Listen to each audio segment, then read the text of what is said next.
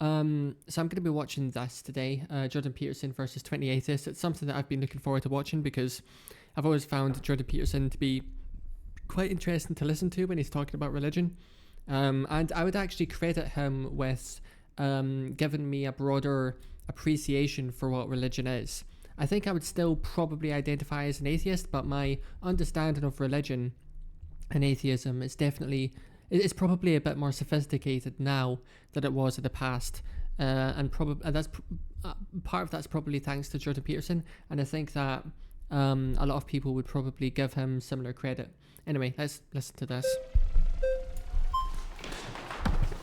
Good afternoon, Dr. Peterson. How are you doing? So this claim here that atheists don't know what they're rejecting.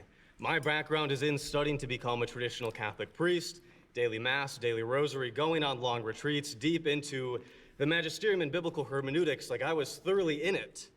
And it seems like I do know what I'm missing. Is there something that I missed over years of study, both this issue formally and living out religion so deeply? Well, you obviously feel that you missed something when you were practicing for the priesthood. Your aim was off then. So there's always the possibility that it's still off now. What was off about my aim in the first place? I don't know. That might take a long time to figure out.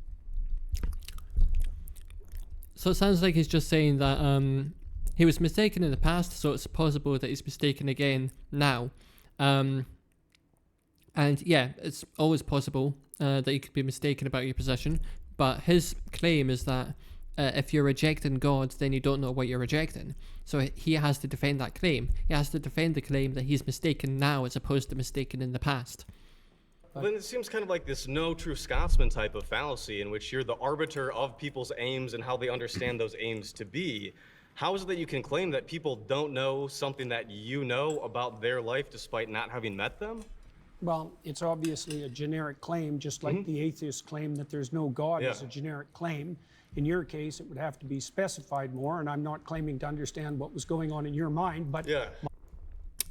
That's a fair response. The claim atheists don't know what they're rejecting is implicitly a generic claim. Like, I mean, I would say that it should be understood as implicitly a generic claim. Like, if you wanted to be really hyper-specific, you could rephrase it into say so that it's reworded as atheists generally don't understand what they're rejecting. In this case, he maybe does understand what he's rejecting. I don't know if Jordan Peterson would claim that literally every single person would benefit from being religious. That could be interesting to dive into. But if he's going to back away from saying that literally every atheist doesn't understand what they're rejecting, then maybe he would have to say that there are some cases where people might be better off without religion, or like maybe a weaker claim, maybe that there are some cases where people don't need religion. Yeah.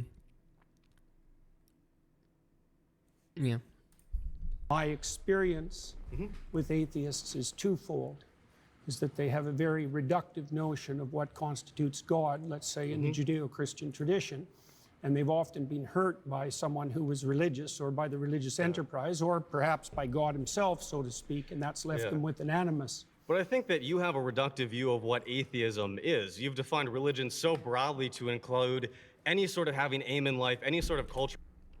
So he said that one reason why people might turn atheistic is because they've been hurt by God, is the way that he puts it. The converse is also true, though. Like, some religious people might turn atheist and lose their faith if they are subject to a sufficient level of tragedy. So I wouldn't say that that's an argument in one way or the other. Maybe you could make an argument that one is more likely than the other. I don't know. Like, is it easier to lose your faith than it is to gain faith? I'm not entirely sure. Archetypes or having a metaphorical substrate, and atheism to you is a very specific type of like three people in the world that are these Raskolnikov type of, they want to get away with a perfect murder. It seems like you have the reductive view of what an atheist is.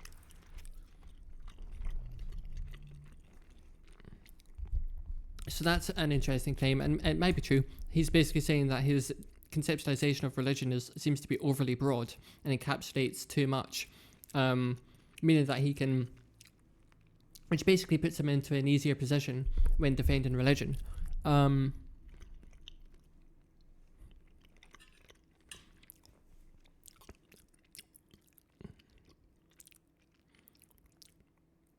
suppose Jordan might say that it's actually appropriately broad, and that atheists don't understand religion because they understand it to be, because they understand its scope to be more narrow than it actually is. Maybe he would say that an indication that atheists don't understand religion or don't understand God is because they don't have this broad conceptualization of religion.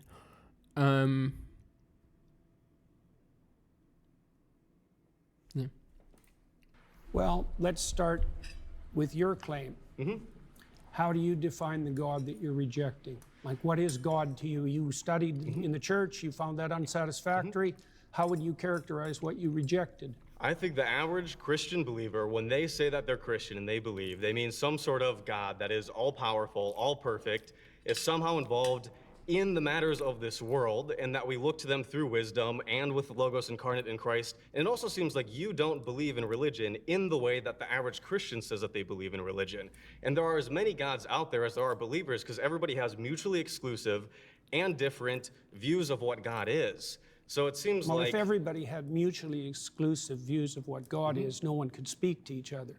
The mere fact of communication presumes a commonality of assumption and definition. And it's certainly not the case that I regard any archetypal manifestation whatsoever as equally religious. So that's not a real claim. Let me give you an example. For example, there's a sub-narrative in the story of Moses where Moses is rewarded with a glimpse of God. Okay, and that's one of the ways that God is characterized in the Old Testament stories. Yes. Now, Moses is a faithful servant of God and a good man. At least that's the case within the confines of the story. One possible interpretation. It's the case within the confines of the story, obviously. Well, not obviously. When we look at the Bible can't precisely say anything because there are so many different exegetical and hermeneutic views of this particular book, and that everybody has agreed, I find this point really interesting, and it sort of gets into the philosophy of interpretation. Like, if there are multiple interpretations of a text, how do you know which interpretation is canonical? And I'm really interested in the answer to that question. Or if there is a canonical interpretation, it kind of feels like there should be. But it also feels like you can sort of convincingly twist the meaning of any text to satisfy your interests. So it's not obvious to me like what level of objectivity is involved in that. Has disagreed historically on, it seems like, even the most benign detail about a book this big, and it seems like you can only say that the Bible says something if you first presuppose that it's univocal. So your claim essentially is that Moses in the Old Testament plays the role of a villain or is irrelevant? Because the alternative claim is that he's good. I'm saying that we can't know, because we can't talk to those authors. If you are going to start with the presupposition that there's nothing I can say about any of these stories that you're not going to disagree with from the perspective that there are multiple potential competing claims, then I can't speak with you. So we also have a short time here, so I mean, you could speak to him because you could debate that presupposition. You could then and this isn't like an unusual thing to happen in a conversation. Like maybe you're talking to somebody about a particular idea, but then you realize that actually the disagreement is emergent from a disagreement on a lower level. The disagreement that you're having with somebody is actually emergent from a disagreement about the presuppositions of that idea. So then you maybe talk about that, and maybe it happens 2 or 3 times, and maybe you end up talking on quite a philosophical level because you realize that your disagreement is quite fundamental. But that's actually quite a common thing to happen in a conversation or a debate, isn't it? Like sometimes you realize that you do need to shift the conversation down in terms of like the hierarchy of statements, so that you're talking about the presuppositions, and only then can you start to move back up the chain. I want to get to the core of what you're arguing here, and I'd love if we could... The core of what I'm arguing is that atheists reject God. but they don't understand what they're rejecting. So I'm trying to Yes. give you an example of what's being rejected and its complexity. Okay, so God rewards Moses with a glimpse of the divine. So this is a definition of the God that atheists are hypothetically rejecting. A possible one. I said ah, Yeah. I didn't say the. I know. said ah. That Right. is possible, yes. Okay. So despite the fact that Moses is a stellar character and he's had a long and So they're in agreement then? difficult life and can withstand a lot of difficulty and travail, God puts him between two cliffs. So he can just see a crack of what's in front of him. And when God walks by, he allows him to see his back. Okay, so the implication of that story is that the divine is fundamentally unknowable. It's a pinnacle experience, and that people in their finitude have to be shielded from a comprehensive vision of the basis of reality. Well, that's not the God that's defined in that manner, right? It's not a simple personification. It's not a simple old man in the sky. It's something that in its essence is unknowable and overwhelming. And that isn't, in my experience, the God that's defined by atheists who are attempting to undermine the story. I mean, it's the same claim, for example, that you're a finite creature and that you face something that in the final analysis is unknowable, and that you have to establish a relationship with it regardless of your inability to perceive or even withstand perceiving the whole. Okay, is there a problem with that? I mean, the problem is that when we look at, famously, when you've been asked, do you believe in God, the question becomes, what do we mean by God? And in the Bible, it's not even clear the biblical authors know what God is, because Yahweh has historically emerged from an early storm god, a deity that doesn't exhaust the category of deity, and that has changed over the Old Testament. Does God have physicality? Does God not have physicality? It seems like, yes, if you define religion to mean anybody that has an aim, anybody that looks at the unknown, anybody who wants to go from chaos to order is inherently religious, then yes. But also in the same way, I could define atheist as somebody who doesn't dogmatically believe in a religion, or somebody who doesn't regularly attend religious services or belong to a denomination. To help especially the audience kind of like boil this down, there was a lot of words there. That the central claim is that we exist somewhere between the finite and the infinite. A central claim. A central claim is that we exist somewhere between the finite and the infinite. No, Is that? I said that we were finite and we had to establish a relationship with the infinite. Yeah, then in that case, then we're all religious, but then I can do the same thing and define one particular element of atheism. It seems like we both have a reductive view of what the other side looks like, to the point where a conversation seems incoherent, and not just incoherent, but not in the way that the average Christian understands Christianity to be. Do you have a Okay, problem let's with... pause there. Sorry, you've been voted out by Awesome. the majority. Okay, that was pretty interesting. Food for thought there, eh? So, I mean, I don't know. I kind of felt like both of them... So, Peterson's claim was that atheists are overly reductionistic. But then the other guy was saying that actually he has a reductionistic view of atheism, and it sort of goes both ways, because he has, like, Peterson, although he can accuse atheists of being reductionistic and having too narrow a view of Christianity, the other guy can claim that Peterson has too broad an understanding of Christianity, or conceptualization of Christianity. And actually, you could define atheism to include many of the people that Peterson includes as Christians. I think Peterson has said in the past something along the lines of people might call themselves atheists, but they're not actually atheists. Like, even people who say they don't believe in God are actually Christians, because they behave as though they believe in God. So I guess that's sort of representative of how broadly Peterson conceptualizes Christianity. And it's an interesting point to say that it goes both ways. I feel like that conversation didn't really reach a resolution, though, because it's still an open question as to which whether the conceptualization is indeed too broad or too narrow on the Christian side or on the atheistic side. I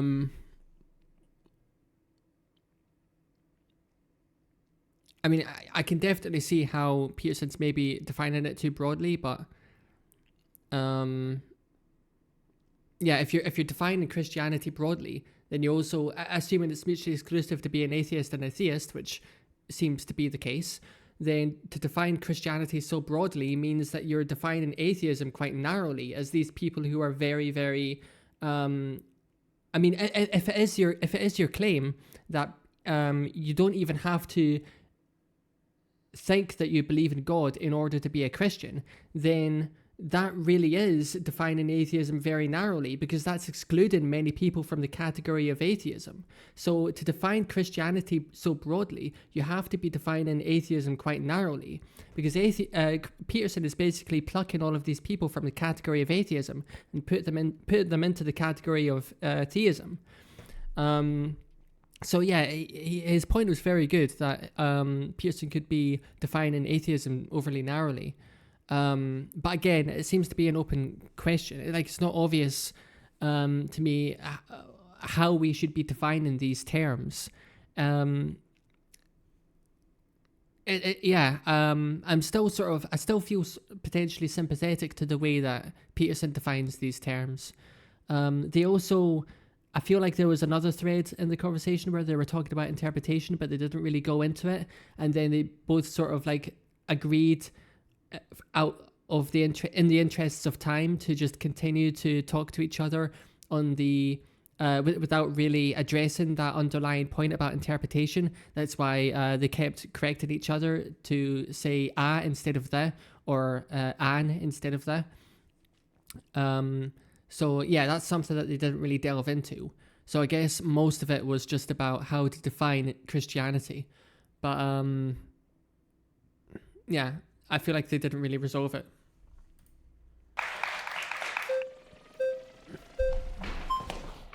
Hey, how's it going? Nice to meet you. Nice to meet you, David. David, good to see you. Tell me everything that you know about the Polynesian deity Lono, L-O-N-O. I don't know anything about the Polynesian deity Lono. So you're rejecting something without knowledge of what you're rejecting. I'm not rejecting it. No more than I'm rejecting anything that I don't know anything about. Do you believe in Lono? Do you believe that he is a deity that exists in the world, exists in the universe, that exists in the existence of everything? Do you believe that Lono is a being? I'll answer that question once you answer my question, which is, do I reject everything that I'm ignorant of? Because that's your presupposition that undergirds your argument, and unless you can prove that that's valid, then there's no point. My question is quite simple. Yeah, but that doesn't mean it's formulated accurately. Do you believe? This is quite interesting to see Jordan Peterson in this format, because I haven't actually seen him do anything like this before. I don't feel like this isn't normally the sort of thing that he does.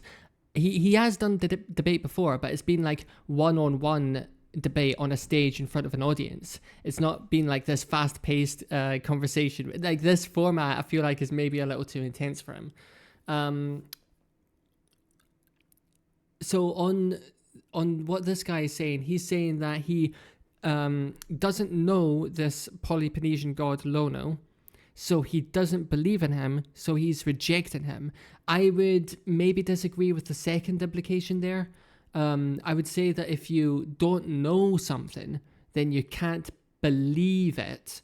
Well, actually, maybe even Peterson would push back on that, because he has a broad definition of belief, and he thinks that you believe something if you behave as though it's true. So maybe Peterson would even push back on that one.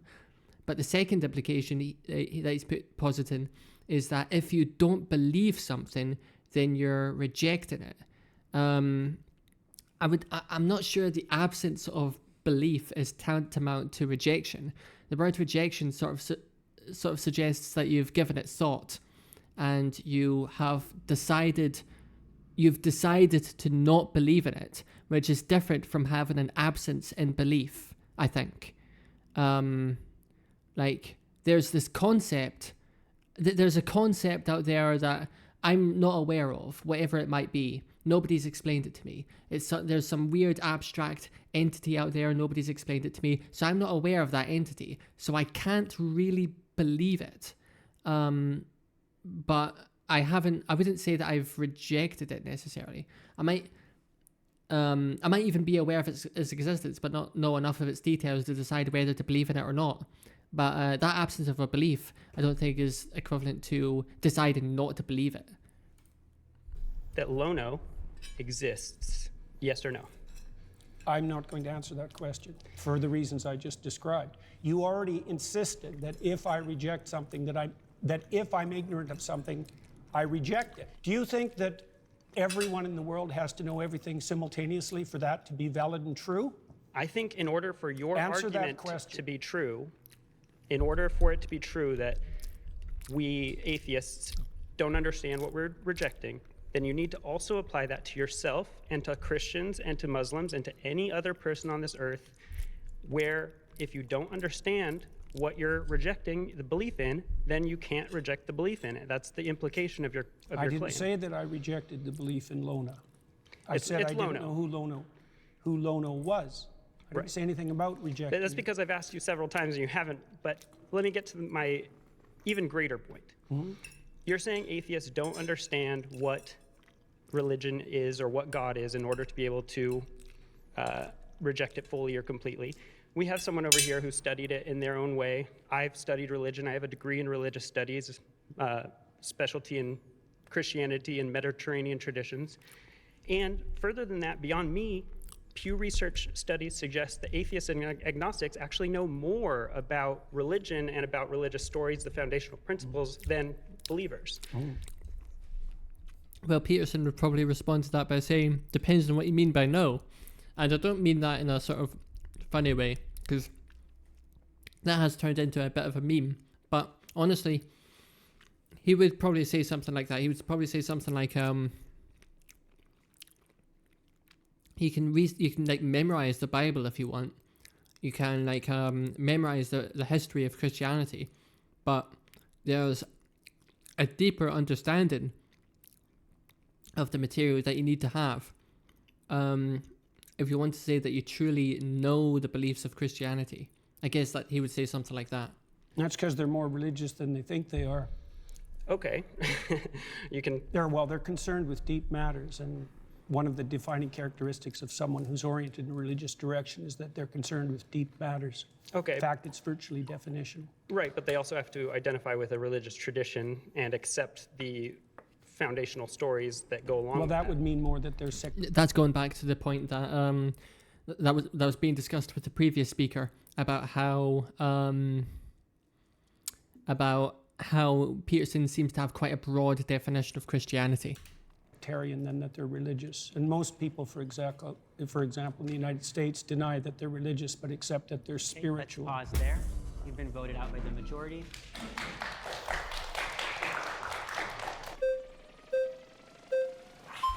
Aha! Hi, nice to meet you. How are you doing? Good, how are you? What's your name? I'm Greg, nice to meet you. Greg. Okay, so I feel like you're getting at this idea of polysemy, where we have multiple related meanings for a word, right? Like, for example, a famous painting can be emotionally moving in that it changes my emotional state. And when I was on the highway coming here to the studio, I was physically moving. I was changing my position. If I said, I believe the Mona Lisa is very moving, and you said, you don't really understand what you're saying, it's nailed to the wall, I would say that you're the one who doesn't understand what I'm saying, not the other way around. And the way that relates to this is there are many concepts of God, and I'll admit, I find a lot of what you say about that interesting. I'm familiar with it. The idea of this kind of Jungian hierarchical thing, or as a metaphor or a symbol, or the kind of, atheist, materialist, literalist idea of a agentic, omnipotent, omniscient being that intervenes in reality, right? So when I'm saying that I reject the concept of God, I'm aware of these other definitions of God, but I think that when we use words, we tend to only imply one meaning at a time. So the same way that I would say the Mona Lisa is moving emotionally, but I would not say it's moving physically. I would say I reject the concept of God in this very literal way. But what literal way? The way that God is this omniscient, omnipotent, agentic, supernatural being that sent his son down and has, caused miracles and all these things like that. The idea of God is So he said that he rejects the literal meaning, but he hasn't yet said, maybe he will say this, but he hasn't yet said whether he also rejects the symbolic metaphorical meaning of the word God. And maybe if he doesn't, if he does reject that, well, I guess that's a counter to the claim that atheists don't understand what they're rejecting. But if he doesn't reject it, then I guess Peterson would say, well, then you're not rejecting God, because that's the true meaning of God. That's what God truly is. And although we can use a word by appealing to one meaning at a time, sometimes like meanings are sort of embedded within each other, or they're in a hierarchy. Like there might be a simple way of understanding something, and then there might be a deeper way of understanding something, and then an even deeper way of understanding something. Like if you're trying to explain a mathematical concept, like if you're trying to explain counting to a toddler, you're not going to explain bijections. You're not going to explain bijection functions. But that's how a mathematician might understand the process of counting. So, it's not like those two explanations are mutually exclusive or contradictory. It's just that one is embedded within another. So I guess that if he does reject the symbolic meaning, well, that's a counter to the claim. And they can talk about whether he's right to reject it, but that would be a counter to the claim that he doesn't understand what he's rejecting. But if he doesn't reject it, then Peterson can say, well, you do believe in God then, so you're not rejecting it. Because that is what God truly is. Do you think that there's an underlying unity of things? Could you explain that question? Well, scientists, for example, believe that science unifies in a comprehensive theory. Do you, yes, no, or that there are multiple competing truths? Those are the options. Either things unify or there are multiple competing truths. I know that, for example, like in physics, people are looking for like a theory of everything. And why do you think they're doing that? It's interesting, it's helpful. But they also believe that there's an underlying unity to things. In a sense, yeah, like like the material world and time and space are probably governed by universal laws and principles. Partly that, yes, yes, but that the same thing might extend to a broader domain that would include imagination and value. Could you help me connect that to the prompt? Well, I'm trying to define God, the God that I don't think atheists do a very good job of defining. Here's another question for you. What do you think guides you in your determination of whether or not what you're saying to me is true? Can we go back? Can we stay on what we were talking about? We are. Okay. You're just uncomfortable with the question. No, I feel like you're just kind of throwing different spaghetti at the wall. I'm not. Okay. I asked you a very specific question. What is it that you think guides you when you're talking to me to help you determine whether what you say is true? Logic, memory, reasoning, sensory information. How do you distinguish that from being governed by something that's false? An interesting question. How do you know the difference when you speak between what's true and what's false? So you could imagine. Right? I can infer. From what principles? Principles of logic. What are you getting at? I'm getting at the fact that your conscience guides you. Is that reasonable? Conscious is defined by my empathy and my reason are my foundational. Define it any way you want. Okay, so that's how I'm defining my conscience. Is my my conscience is my sense of right and wrong. Yeah, exactly. Yes. Yeah, Where does that come from? I would say that comes from an evolved capacity to empathize and a recognition of the benefits of engaging with and nurturing that capacity. And then that empathy is constrained and guided by reason, right? Like, for example, I am driving down the highway, there's a kitten in the road. I'm gonna empathetically feel, oh my God, I wanna save the kitten, but then reasonably, like I'm gonna get hit by a car, right? So that's sort of the process through which I make ethical decisions. Okay, is how do empathy you, constrained by reason. Do you think that people can differ in their response to something empathically? Yeah. Is there a mediating principle that can tell you one person who's empathic and another person who's empathic that disagree, who's correct? Interesting. Yeah, I mean, I think that's where we'd have to, talk it out, right? We do that in real life all the time when we have whether. Yeah, this is getting into interesting territory, and my response would basically be the same as this guy's. I think that when we have different answers to the same ethical questions, I think the best way to solve that conflict is to talk it out, is to basically do philosophy. I guess the point that Peterson's getting at is that religion is helpful in matters such as these because it provides a fixed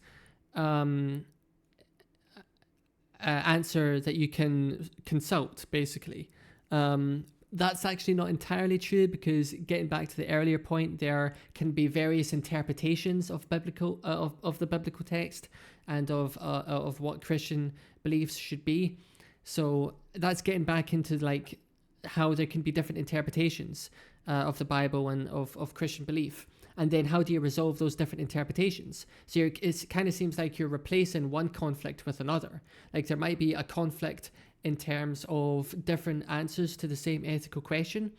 And then I would say that the best way around that would be to do philosophy and like try to work it out and debate and have a discussion. But if you're just going to appeal to religious belief, then it feels like you're just replacing one conflict with another, because now you have a conflict in interpretation. Like one person might read the Bible and say, well, if you look at these verses and this and that, then that points me in this direction. And then another the person that they are having the conflict with might say, I actually interpret these verses in the completely opposite way. And that's why I believe in my answer to the ethical question. So it doesn't seem to solve it. I mean, it could like maybe help guide you on an individual level. And there could be something to be said for that, because I don't think that everybody can necessarily do complicated moral philosophy. But so there might be something to that, where like an individual can just appeal to their own personal interpretation of the scripture. But he's talking about unified truth right now, and it's kind of important that we can agree on what's ethical, because it's not enough for somebody to say, like, if society views a certain activity as unethical, then it's not enough for that person who's performing the unethical activity to justify their behavior by saying that it's their interpretation of the text. That's not sufficient as a defense. So we need to agree on what's ethical and what's not. That's a discussion with a friend about the right thing to do in a situation, whether that's a policy discussion about law, right? That's where we can converse with each other, think about things, explain our perspectives, and then kind of reach a conclusion, right? That I think that we do that all the time. So Elijah, the prophet Elijah, defined God in the Old Testament as the voice of conscience within. Okay. That's a definition. So you're saying by that definition of God, I guess, see, this kind of goes back to where I'm saying initially. I'm not defining it. Elijah defined it. Okay, so as Elijah defines God. It's defined that way in Jonah, too. Okay, so as... Cardinal Newman also defined it that way. As I'm sure you know many people who've defined it that way. And it's impressive. You're a very knowledgeable person. I'm not trying to be impressive. I'm just pointing out to you how God is defined in the Old Testament. All right. So to respond to that, I do think there are lots of interesting ways to define God. And that goes back to my opening statement. Then how do we specify what we're arguing about? We use context clues, or again, it goes back to my example of the Mona Lisa. I'm defining God as conscience. Okay. So that's interesting, but then you're kind of expanding the meaning of God. No, I'm not. That's how it's defined in the Old Testament. Okay, so in Elijah and in Jonah. Sure. So whoever. So it's not whoever. Okay. Elijah is one of the major Old Testament prophets. Right? He's equal in stature to Moses. Okay. So it's not arbitrary. All right. So that is interesting, but it's not relevant to the context with which I am using the term God. It's directly relevant. Atheists reject God, but they don't understand what they're rejecting. You accept conscience as a guide, and conscience is one of the defining characteristics of God in the Old Testament. I think you're being intellectually disingenuous. In what way? Because, again, I asked you if you believe that conscience guided you. You just asked me a question, and then you stopped me from answering it. in this setting, you understand the way I am using the term God and belief. Not and in then the least. I don't understand how you're using it in the least. That's why I'm trying to define it. My definition of God as conscience is a lot more precise and oriented than your definition of the God that you But hypothetically disbelieve in. it's irrelevant to the fault lines of this debate. How is it irrelevant? Because in common parlance, when we're talking about atheists, God, belief, not belief, I we're don't not care talking. about common parlance. I'm trying to get to something fundamental. I think your point is irrelevant to the way that people tend Which to use point? these words. Your point that there are these polysemous I didn't make ideas that of point. God. You did. I made a specific characterized point it, that right. God was associated with conscience. I just feel like you kind of retreat into this semantic fog. I'm not retreating at all. I'm advancing, sir. You are retreating. All right. Well, it was very nice to meet you. Nice I appreciate to meet the you too. conversation. Yeah. It's very brave of you to do this. Thank you. Surrounded. It's very brave of you to do this. That's a little patronizing, especially considering how well he did. So yeah, he never said he never said whether he actually does reject God as Peterson defines it, which is what I was interested in hearing. I mean, they can disagree on what the most useful or best definition of God is, but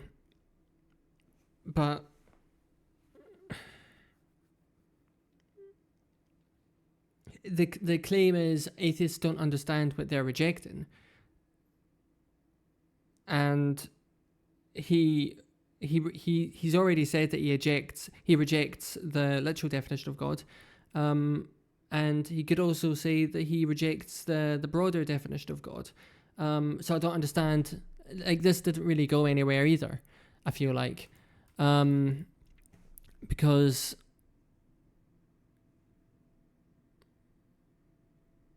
I mean, they seem to be, I don't know, quibbling over the definition.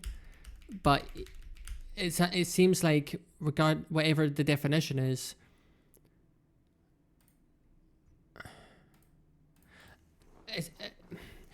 it kind of seems like whatever the definition, like the claim is atheists don't understand what they're rejecting. So he's rejecting the literal definition of God. When it comes to the symbolic definition of God, if he rejects it, then Peterson would have to claim that he doesn't understand the symbolic definition of God.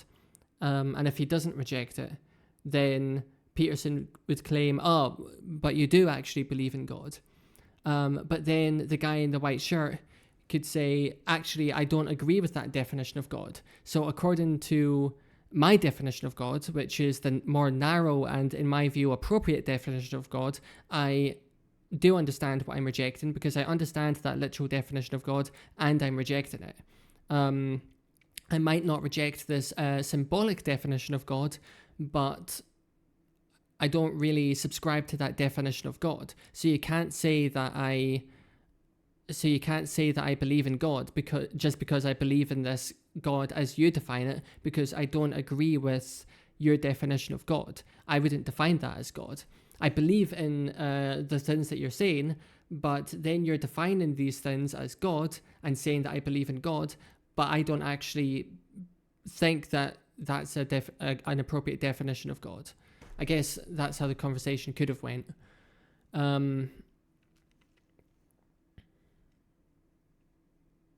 So yeah, if White Shirt does reject God as Peterson defines it, then Peterson would have to say that he doesn't understand his definition of God,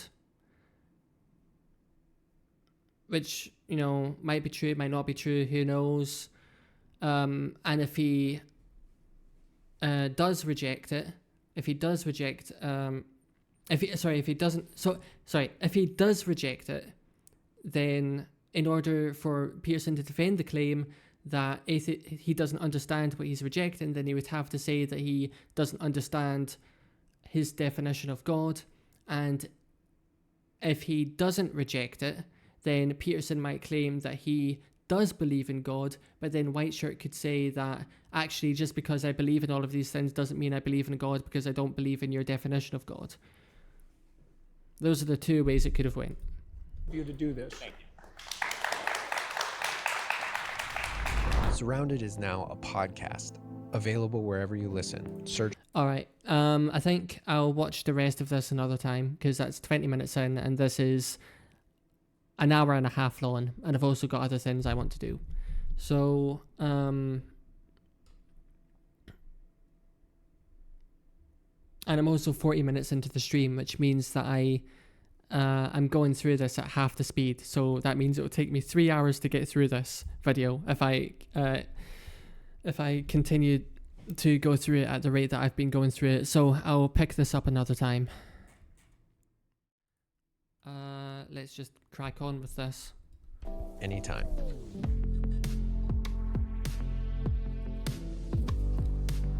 My next claim is that morality and purpose cannot be found within science.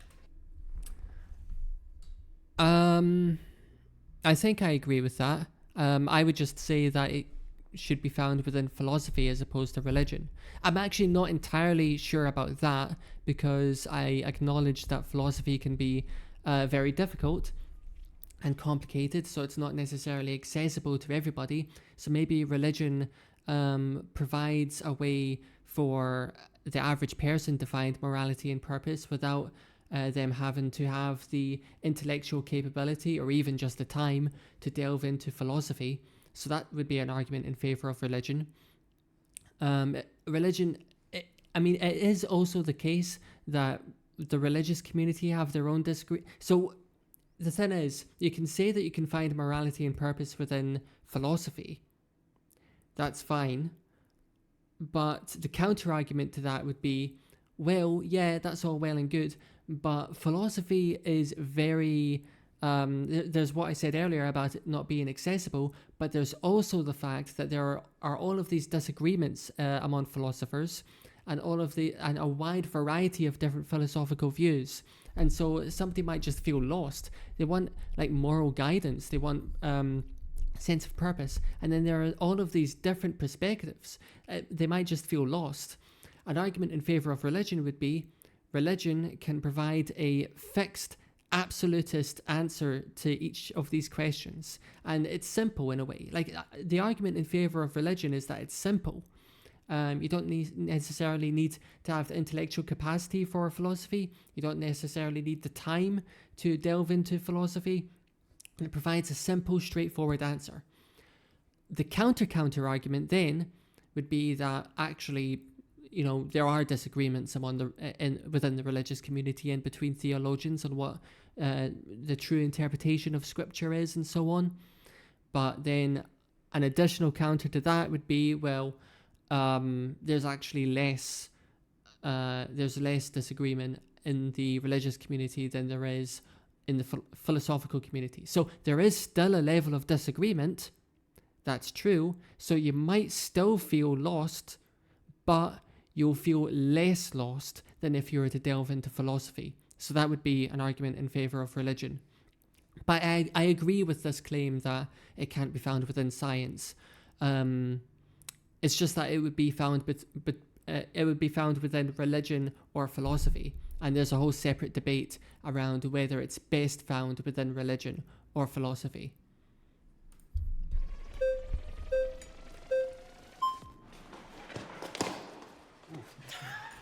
What is up, Mr. Canada? How you doing, man? I'm doing great. What's How are your you? name? Brian. I think it's interesting that you say that morality and purpose can't be found in science. Actually, No, within science. sure. Yeah. Sure. Purpose, I actually grant you, because purpose is subjective, right? Unless you want to boil it down to the purpose of life is just to procreate, right?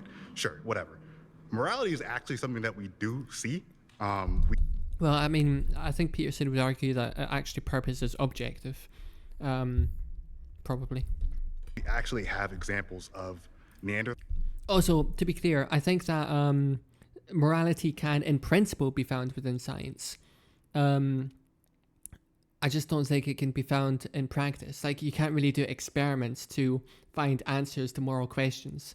In principle, you could, like, if you had complete access to all of the information of the universe, then you could measure suffering, and then maybe you could figure out like what you could run computer models maybe to determine what actions would lead to more or less suffering. But that's really out of our reach. So in practice, I think that in principle, I think that morality can be found within science, but in practice, I don't think it can. An older individual was found in a tribe, missing an arm, missing teeth, still alive somehow in his 40s, 50s, right? Typically, you're a Neanderthal, you can't eat, you can't hunt, you die, right? But we know that members of his tribe were taking care of him, right? So we know that at some level, early in our evolutionary history, we actually developed altruism. We have examples of chimpanzees who actually have a basic understanding of fairness, right? If you give a chimpanzee 2 grapes, right, and his buddy gets 3, right? He actually freaks out, right? But you give both chimps 3 grapes and they're good. We have examples of parrots. Except for the greedy chimps. Except for the greedy chimps. They want 4 grapes. They want 4 grapes. You know, those do exist, right? But we have similar examples where we do animal tests, right? So morality is intrinsic. I think. So it precedes science. I think that actually right? a better way to define it would be that social animals, which we are, right, require some level of morality or. Into what? I'm not disagreeing. Sure. Why do they require that? Because it's the only way that social groups can actually survive, right? That's my point with regards to science. Thank you very much. Is that? Precisely the point that you just made, that science has to exist within a moral framework that isn't in itself scientific. How's that not scientific? Well, because it's not derived from the scientific process, as you just indicated. It doesn't need to derive from the scientific process. Well, it's the fact that hang on a sec. we are social animals, and we need that to exist as a group. I right? agree, but sure. you pointed to the morality of Neanderthals, to the morality of chimpanzees. They didn't derive that from science. They don't need to. That's not how that works. That's my point. Science explains it. So No, science doesn't explain morality. It doesn't explain how social animals would need to be. Well, I mean, I think science can explain morality, but what Peterson was saying earlier was a stronger point, which is that morality precedes science. To be fair, that doesn't mean that science can't explain morality, but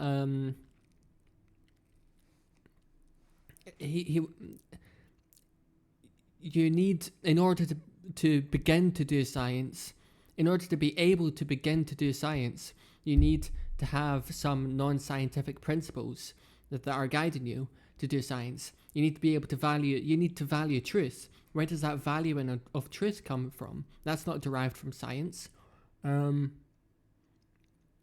You have to want to, and you also not only that, but you don't value every truth equally. Like, you don't value the number of grains on some random sand as much as you do value the cure for cancer. So not only do you have to value truth, you have to value some truths more than others. Why would you do that? That's not derived from science either. So yeah, these are the fundamental principles guiding science, and they're non-scientific. So I think what Peterson was saying earlier was a good point, but that most recent thing he said, that science can't explain morality, I don't know why he drifted off into that. There's a bit of confusion here. Like, the guy he's talking to is explaining how science can explain morality, but that's sort of a different thing. Like, the claim is that morality can't be found within science. That's not, and I guess it's maybe a bit of an ambiguous claim, but that's not exactly the same as saying that science can't explain morality. Peterson's kind of saying that you can't derive morality from science. It's not that science can't explain morality. This is why I don't like formats like these. You actually need to take your time to figure out the details of what's being said. I don't like this format or formats like this that encourage the interactions to be fast-paced, because people actually need to take the time to make sure they're understanding each other. It's not that science can't explain morality. That's not his claim. The claim is that morality can't be derived from science. Well, that's a complicated question. But we see it, though. Yeah, but explaining the evolution of morality and explaining morality itself aren't the same thing. Okay, so you're asking, why does this happen? I ask, Yes, that's more accurate. Because we're social animals and we Yeah, need but there's to be... more to it than that. Is there? Sure. For example, so we're moral animals that have a sense of the future. Sure. Okay, that makes us unique. And that structures our morality. No, actually, there are other animals that can predict the future. Or Not predict really. the future. No, tigers. Actually, there was a tiger at the SF Zoo that killed somebody. And so Hunting actually... animals. Look, No. Kids threw shit at the tiger. The tiger actually plotted its escape, and it found the I'm not kids. saying that animals can't think. Okay, No, but let's they can pause here. perceive the future. That's what I'm saying. Well- Voted out by the majority. Thank you, man. Good man. Yeah.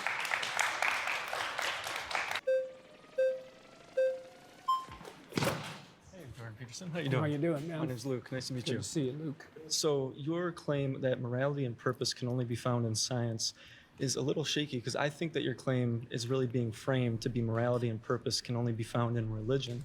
Is that how you're kind of framing it? I would say that the domain of religion is the domain of morality and purpose. Yes, Okay. exactly. Right. I'm really glad he asked this because this is interesting to me. Like what I said at the beginning about how, like, I would agree that morality and purpose can't be found within science, but the more interesting question to me is whether it's better to find it within science or better to find it within religion. Better to find it within religion or better to find it within philosophy. And also that science is actually structured, at least in part technically, to eliminate such considerations from its purview a priori. Okay. Right? That's why we define science as value-free. But that has to be wrong because scientists have to prioritize their attention towards something before they can even engage in observation. Okay. And that act of prioritization of attention is a value-predicated act. And so I can continue. There's all sorts of things we have to assume Yeah. about science before it can take place. Okay, so what I'm specifically pointing out here is about religion in particular, since you yourself are a Christian, right? People debate about that, and I generally don't discuss it publicly. Okay, I understand that. And me, myself, I am a former young earth creationist fundamentalist. Oh, yeah. So I have experience in this. I used to run a TikTok channel directed about apologetics about the Bible, specifically in this type of facet with morality, evolution and such, and going back and forth with that. So in the Bible, it talks a lot about slavery, right? Yes. Yes. So in that, it teaches you how to take care of a slave. Rather than saying slavery's wrong, I think No, it it should says say that in the story of Moses. It says slavery is incorrect. It says Well, it's immoral. that's why Moses leads his people away from slavery. But why does the Bible predicate and tell people exactly how to take care of a slave? Isn't Well, that immoral? Wouldn't you say that culturally we've evolved as a species, as he said earlier about empathy? Yeah, I would say that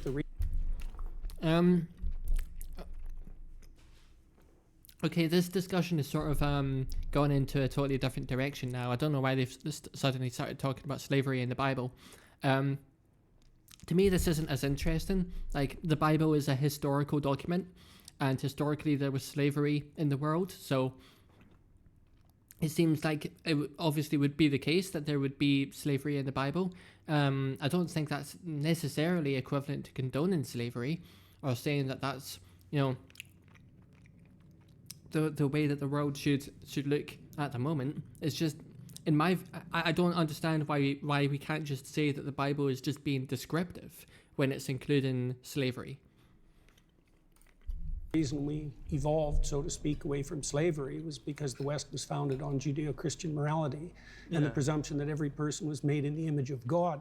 Wouldn't you And say so that slavery itself became immoral, and Yeah. that was established by Protestant Christians in the Yes. UK, who then convinced the Yes. UK government for 200 years to go to war on And slavery. wouldn't you say that this is about the cultural evolution of humans in general rather than just Christianity? No, I think it's the 'Cause- flowering of the ideas that were embedded in the biblical texts across long spans of time. I feel like this is just humans editing based on the cultural evolution And what do you of mean morality. by just? Just?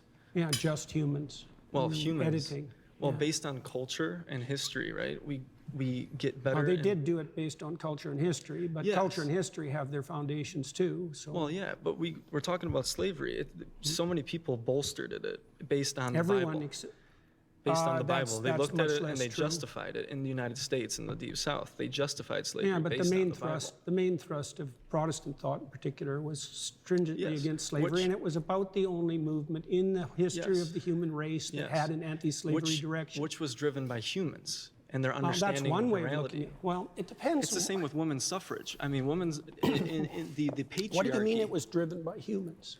Humans drove slavery too. Yes, exactly. They Well, so we- there's no argument there. If slavery and anti-slavery were both driven by humans, what does your claim that they were driven by humans have to do with it? evolving There is a morality specific- based on the culture that within the society that they live Okay, in. So fine. with I think women's that did suffrage as well happen. is a very similar topic in the Bible. There are denominations in Christianity such as Pentecostal movement Uh-huh. which do bolster women to be pastors, right? Which I think that's a great thing to do. But most like to disregard Where do you women. think the idea that human beings were sufficiently equal to all vote and not be slaves came from?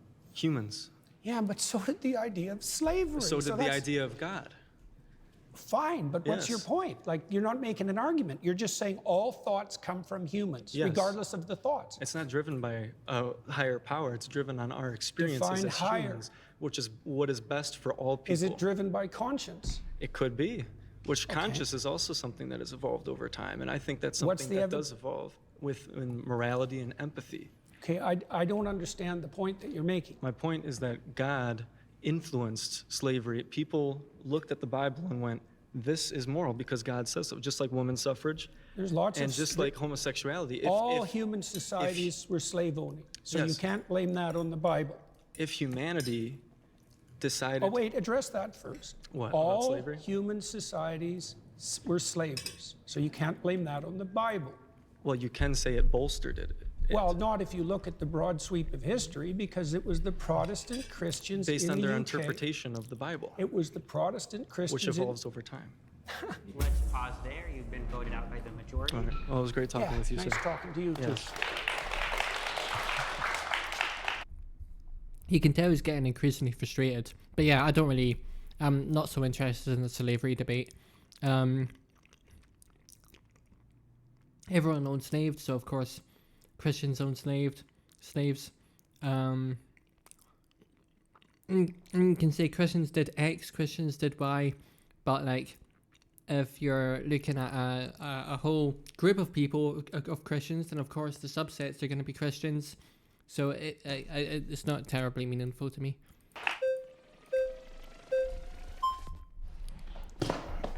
Dr. Peterson? He sprinted. Damn. Dr. Peterson? Good to see you, man. Pleasure. What's your name? Brian. So the first thing I would like to say is I would like to engage in this discussion in a symbiotic manner. I would not like to engage where there is one clear winner and one clear loser. Emotions are activated and it ultimately comes about ego. So I'm just saying I'm really trying to understand your position, and I would just like you to really try to understand my position. Deal. Okay, sounds good. With that, if you're saying that morality and purpose cannot come from science, is the opposite of that true, that morality and purpose can only come from God? Yeah, this is the same thing that the previous guy asked. The opposite would be not science, and not science includes philosophy as well as religion.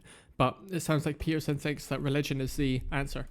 It's a way of defining it, yes. Okay. That's right, that's good. So I would say that with regard to the first claim, say, atheists don't understand what they're rejecting. Because I would say, by definition, God is the unity upon which moral claims are based. That's Okay. a definition, right? Okay, if there is a... But hold on, you can't. So yeah, this does go back to the first discussion, because you can't define religion or God specifically to be too overly broad.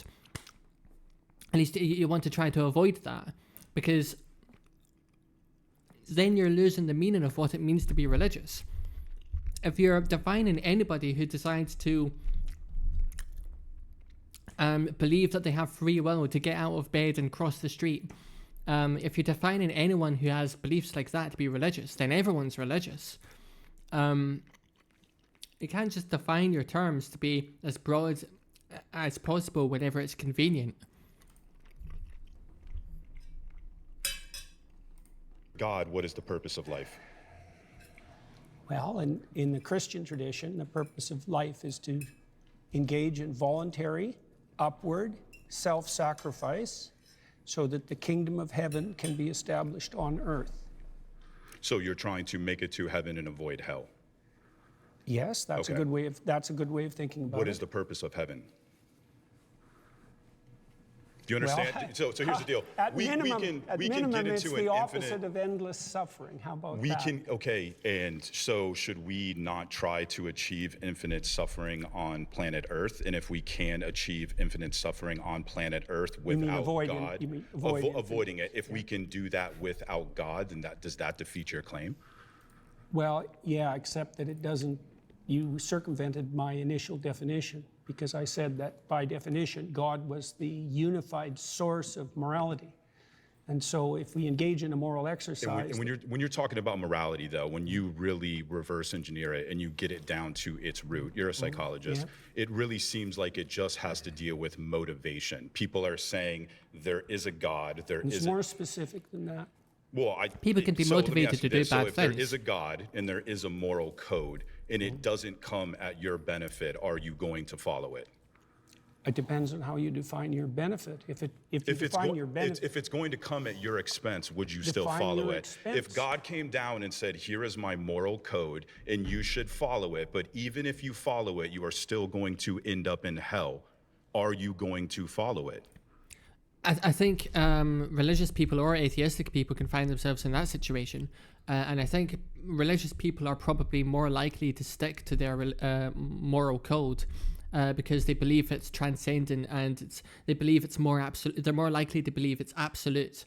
Whereas atheistic people who only consume moral philosophy might be a bit lost in their moral philosophy, and they might be able to intellectualize excuses to not follow their moral code. So I think that religious people are actually probably more likely to follow the path into hell as long as it's aligned with their moral code. Well, that was the question that was put to Job and to Christ, right? Because they were required. Hang on, I'm answering your question. They were required to withstand trials that would break anyone and maintain their upward orientation regardless. And they did that with the motivation of believing that this omnipotent, all-loving God would somehow turn it into a benefit. So they still did it solely for their benefit. So Yes, let's define. Yes, they did. Hang on. Let's define benefit. Like, if I did something for your sister, would that be to your benefit? Like, how are you defining your benefit? Do you mean one of your whims gratified now? Or do you mean you and everyone you love and know over some reasonable span of time? Like, so what do you mean by when you're talking about whims, I think you're talking about something that's more dopamine. When you're talking about morality, you're talking about something that's more serotonin and more ultimately satisfying. So you and I agree.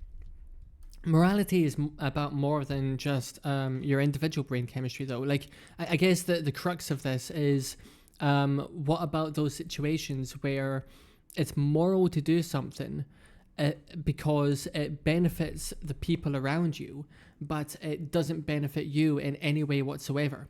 And you could say, well, there's no such thing as a totally selfless act, because you could feel good about the fact that you've done something that seems selfless, and so you're doing it because you want to feel good about yourself. I suppose the ultimate selfless act would be one that maybe results in your death, because then you can't even feel good about what you've done. Although even then, maybe you could say that you're doing it because you care about your legacy. So yeah, it's difficult to say if there is a truly selfless act, but I think that morality should include selfless acts in principle, acts that are selfless in principle. Like, if you imagine that you have somebody in a position where doing some action would be good for everyone around them and it would be moral, but it would harm themselves, and they wouldn't feel necessarily want to feel good about it or care that much about feeling good about doing something good, at least in comparison to the harm that they'll experience as a result of it, then it's conceivable that there are situations like that, I guess. on a lot. I mean, when it comes to talking about how men should be masculine and things of that nature, you and I are 100% in agreement. We just don't agree on the justification that God is the only thing that provides. What does it mean to should be masculine? If we find somebody who is below the masculine threshold, should we just kill them? Like, what's the solution to that? Morality. It's not a justification, it's a definition. What's the difference then between a definition and a justification? I mean, it's ultimately psychologically the same thing. Well, we have to define what we're talking about before we can debate. Okay, well, right? so here's my I position. said that God, among other. What do you mean? What's the difference between a definition and a justification? If you have definitions, and then you have statements that come from those definitions, and then you have logic, and then a justification is when you use the words that you've defined and the logic that you've got to provide an argument in favor of something. A definition is just the starting point. I'm actually a non-theist. I'm not an atheist. I believe the human condition is one of uncertainty. And what that means is that I don't believe that you can conclude there is a God with certainty, and I don't believe that you can conclude that there is a God without Not non-theist. He just means agnostic then. He just means agnostic. Like atheist, the prefix a in the word atheist means non. So atheist means non-theist. So but to be fair, there are different definitions. Like some people might define atheism as believing that there is no God, and some people might define it as the lack of belief in a God. In which case, the term atheism actually includes agnosticism. I guess you could say that non-theism is a less ambiguous term. Same position. Now, with that, I don't care. I still wake up every day and I have motivation to be a moral person. Define moral. Moral, what I ought to do. Okay, and how do you come to that conclusion? And what I ought to do, ultimately, it comes down to what not just benefits me, but what benefits the entire planet, what benefits the entire system. I think that your entire moral perspective comes from linear thinking, and when you look at the reality of the universe, it's actually more so holistic. So when you look at how Aristotle defined God, when he said that there had to be an unmoved moved or an uncaused cause, he was defining God from a linear perspective, and you do the same with morality, and you do the same with purpose. How does my definition of morality? How does my definition of morality hypothetically differ from yours? Because you're saying that there's something that exists in a vacuum, that it exists in and of itself, and nothing in the universe exists in a vacuum. Nothing exists in and of itself. It's a whole. How is that a counter argument? I mean, surely what? I'm not following what this guy's saying. Systems-based morality. It's a systems-based reality. Is there a hierarchical structure? And that is what the quantum... Is there a hierarchical structure? Are some things more important than others? Are some things... I think some things lead to more benefits than others. Then, by your own definition, some things are more important than others. Yes. Okay. Okay, What is... pause there. You've been voted out by the majority.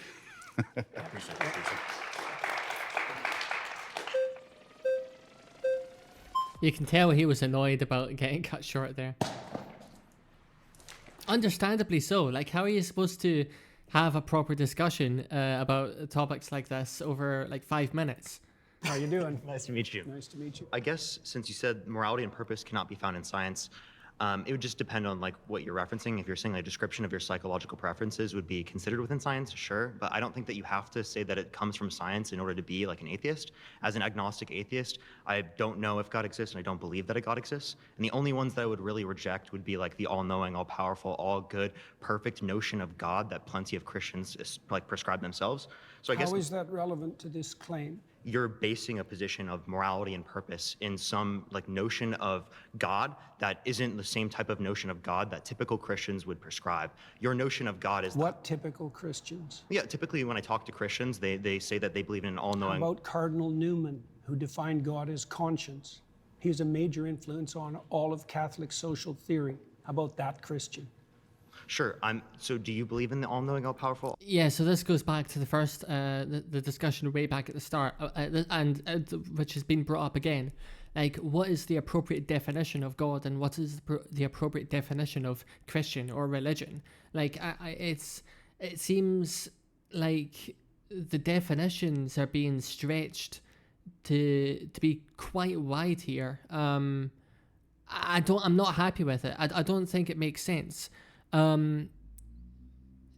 Because there's the realm of religion and there's the realm of philosophy, and I do think that these are two different things. Like I said earlier, religion can have an advantage over philosophy because it's simple, but you know, not everybody. Some people do just have philosophical outlooks on the world. You don't.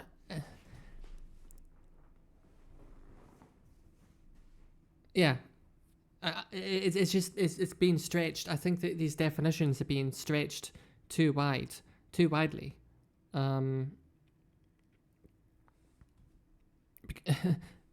Because people can have philosophical beliefs.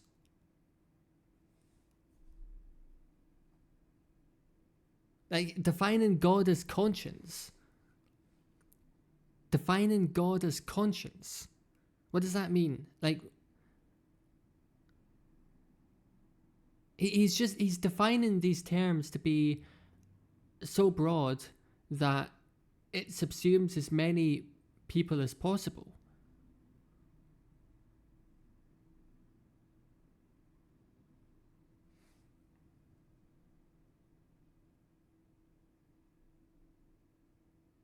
And then which philosophers are going to be religious? The ones that believe in objective morality? Moral absolutists? All good notion of God? What do you mean by believe? Do you think it to be true? That's the circular definition. What do you mean How when is you that say you circular? believe? How is that circular? Because you added no content to the answer by substituting the word true and believe. I said you think it to be true. All right. So if What's you a belief? believe something, you stake your life on it. What do you mean by that? You live for it and you die for it. That's what I mean by that. It isn't something that you say. It isn't something that's associated with logical. That seems like an odd definition. There are all sorts of things I might believe without necessarily saying that I would live and die for them. Like I might believe that that a certain number, like 2 to the n minus 1, is a prime number. I don't live or die for that belief. Or really, I guess that's knowledge rather than belief. But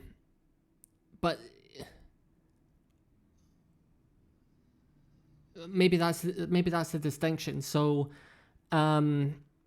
if it's knowledge, then you don't live or die for it because it's just knowledge. But to believe in something, I guess, means that you think it to be true even though you don't know it to be true. I guess maybe that's a definition of belief. But would you necessarily say that you live and die for every instance of that? Every instance of having something that you think to be true but don't know to be true? Like I might believe, I might say, in everyday speech, somebody might say to me, what's the fastest way to the post office? I might say, I believe if you go down that street and then take a right, I think that would be the best path to the post office. Now, that's a belief because I don't know it to be true, and yet I think it to be true, but I don't live and die on that belief. So I don't understand its definition there. It doesn't seem to make sense. Consistency. It's not declarative. It's not propositional. It's not a figment of your imagination. It's the presupposition of your attention and your action. And you're either fragmented, in which case you worship multiple gods, or there's some unity at the bottom of it that makes you an unstoppable force. Okay, so you're saying that you don't believe something if you wouldn't die for it? Not really, no. Okay.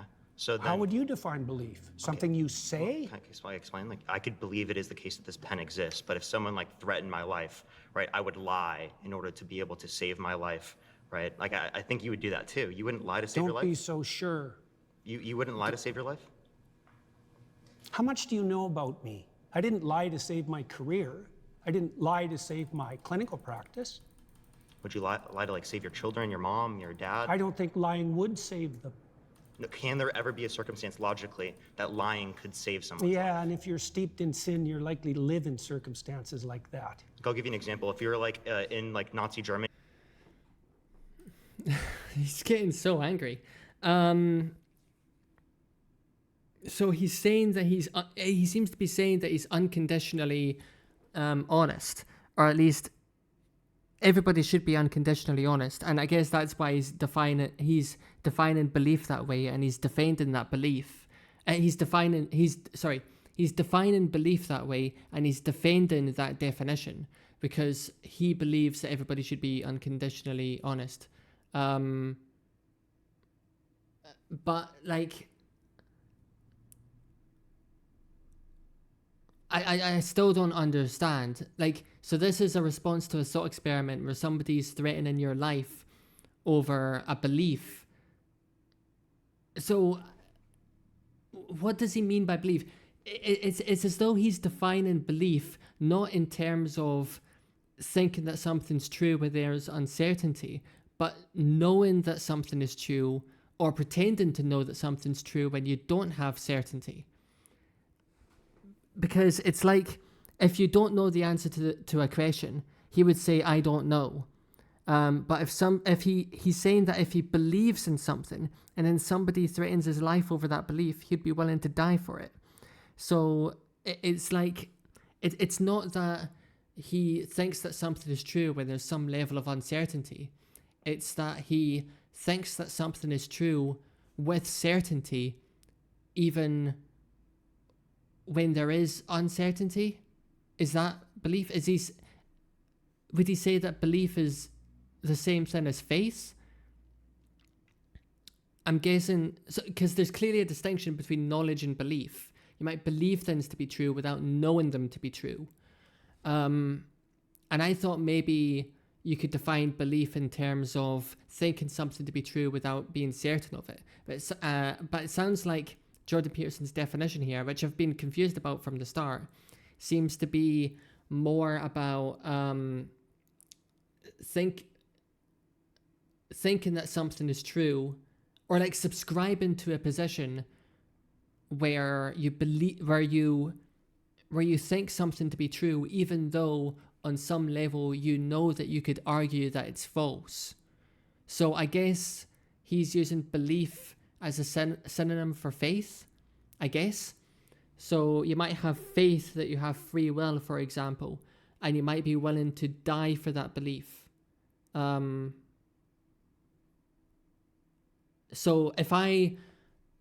to go back to my post office example, like if he gave directions to a post office, and he wasn't certain, then he wouldn't necessarily say that he believed in those directions to the post office. So he wouldn't necessarily be willing to die for those beliefs. But he might, so he might not be certain. Belief's the wrong word. He might not be certain about those directions to the post office. He might not be certain. So he wouldn't say that he believes in those directions to the post office. So he wouldn't die on that hill, so to speak. But if he believed it, maybe directions to the post office is a bad example then. But he seems to be saying that it's something that you know you could argue to be false, but something that you believe in anyway. So it's something that you have faith in, which I guess makes sense. But he's not been very clear about this. He's not been very clear. Something that you believe, something that you're willing to die for.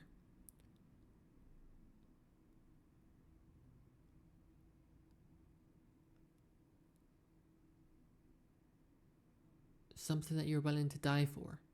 So it's faith, I guess. Because I guess he would reserve belief not for like something as trivial as directions to the post office or whether a pen is on a table. I guess he would say that he would reserve belief for things that he places a high value on. Like, he would say that he has faith in his children. He would say that he has faith in free will or whatever. So these are beliefs that he would die for. These are things he thinks to be true that he would die for. They're not just pieces of knowledge with a level of uncertainty. And it is the case that there's like Jewish people in your attic and you're trying to protect them. Would you lie to like the Nazis? I would have done everything I bloody well could, so I wouldn't be in that situation to begin with. It's a hypothetical, and it's not answerable. Hypotheticals? Why is he not engaging with a hypothetical? With a hypothetical, you have to accept the premises. That's what you need to do to engage in a hypothetical or a thought experiment. And these are useful and important because they help you understand the details of what you're thinking about. And if you don't think that it's a good thought experiment, and you don't think it maps well onto what you're discussing, then it might be that that's not clear. And by figuring out exactly what it is about the thought experiment that doesn't map onto what you're discussing, that is one of the most powerful things about doing the thought experiment in the first place. So thought experiments are really, really useful if you just accept the premises. No, I can't answer a hypothetical like that because Did it's you eat far. today? Look, Did you don't eat today? play games. I'm not playing a game. I'm just Yes, asking if you you ate are. it. If you present me with an intractable moral choice that's stripped of context and you back me into a corner, you're playing game. I just told you I would do everything that I could to make sure that I'm never in that situation. By the time you've got there, you've made so many mistakes that there's nothing you can do that isn't a sin. Being born in Nazi Germany and trying to protect people that you care about, like there could be a Jewish friend that you have and you want to protect them. I think you should have just them give in your up on attic. that line of questioning. Give up on just like trying to clarify your position? Because I you don't did like, are you like clarify. uncomfortable with me asking this question? It's just a basic hypothetical. Like I could ask you. It's just a basic hypothetical where you put Jews' lives at stake and not. To be fair, he is engaging with the hypothetical to an extent by explaining why he doesn't like the hypothetical. He's explained reasons why he doesn't like it because it's stripped of context, and also that it's presuming a certain set of steps that sort of precludes subsequent steps. These are valid responses to a hypothetical, but I wish he would focus on that instead of claiming that the hypothetical isn't valid because, hypotheticals are useful. Germany, that's just a basic hypothetical. Obviously, you would lie in that scenario to save their life, but you're like not trying to answer this question for some reason. I just told you why. Are you anti-fascist? Like, so you're Why anti-fascist? are you asking that? I was just asking, just clarifying. But like, okay, again, you're not answering this hypothetical because you know it shows that you clearly would lie to save someone's life. I'm answering it in Obviously, a that's not manner what you truth don't is. find acceptable. Obviously, because I care about truth. I wouldn't be in that scenario. Obviously, right? Logically, because that's already happened. Like that's in the past. You don't have a time travel device. We're bringing this logical hypothetical up to show you that in some circumstances that do happen within the real world, you would lie to save people's lives. So your definition of truth isn't actually how we're typically using it. So what you're trying to do is you're trying to muddy the waters when I ask you, like, do you believe this? Do you think this to be true? So you don't actually have to answer the questions. And plenty of Christians don't like that because they clearly see that you don't really like want to be associated with Christianity. I can imagine that I was in a situation where the best I could do as a consequence of my previous mistakes was to tell the least amount of lie I could manage. But that would likely indicate that I had made all sorts of catastrophic errors on my way there. So you would lie to save someone's life. So again, you do believe it to be true in that circumstance, even though you like lied in that scenario. So not clearly without that's not the what you see to be true. context that I put it in. You were not willing to die for it. You were not willing to let other people die for it. So that's not what you see to be true then, seemingly. You're doing exactly what I said you were doing at the beginning of the conversation. You're generating an impossible, restricted, hypothetical with no I've noticed a few cuts in the video. I wonder, I'm curious about what was happening during those cuts. To back me into a How's corner. it possible? Is there something contradictory about it? Nice to meet you. Yeah, nice to meet you too. Great conversation. Yeah. My next claim is that everybody worships something, including atheists, even though they might not know it.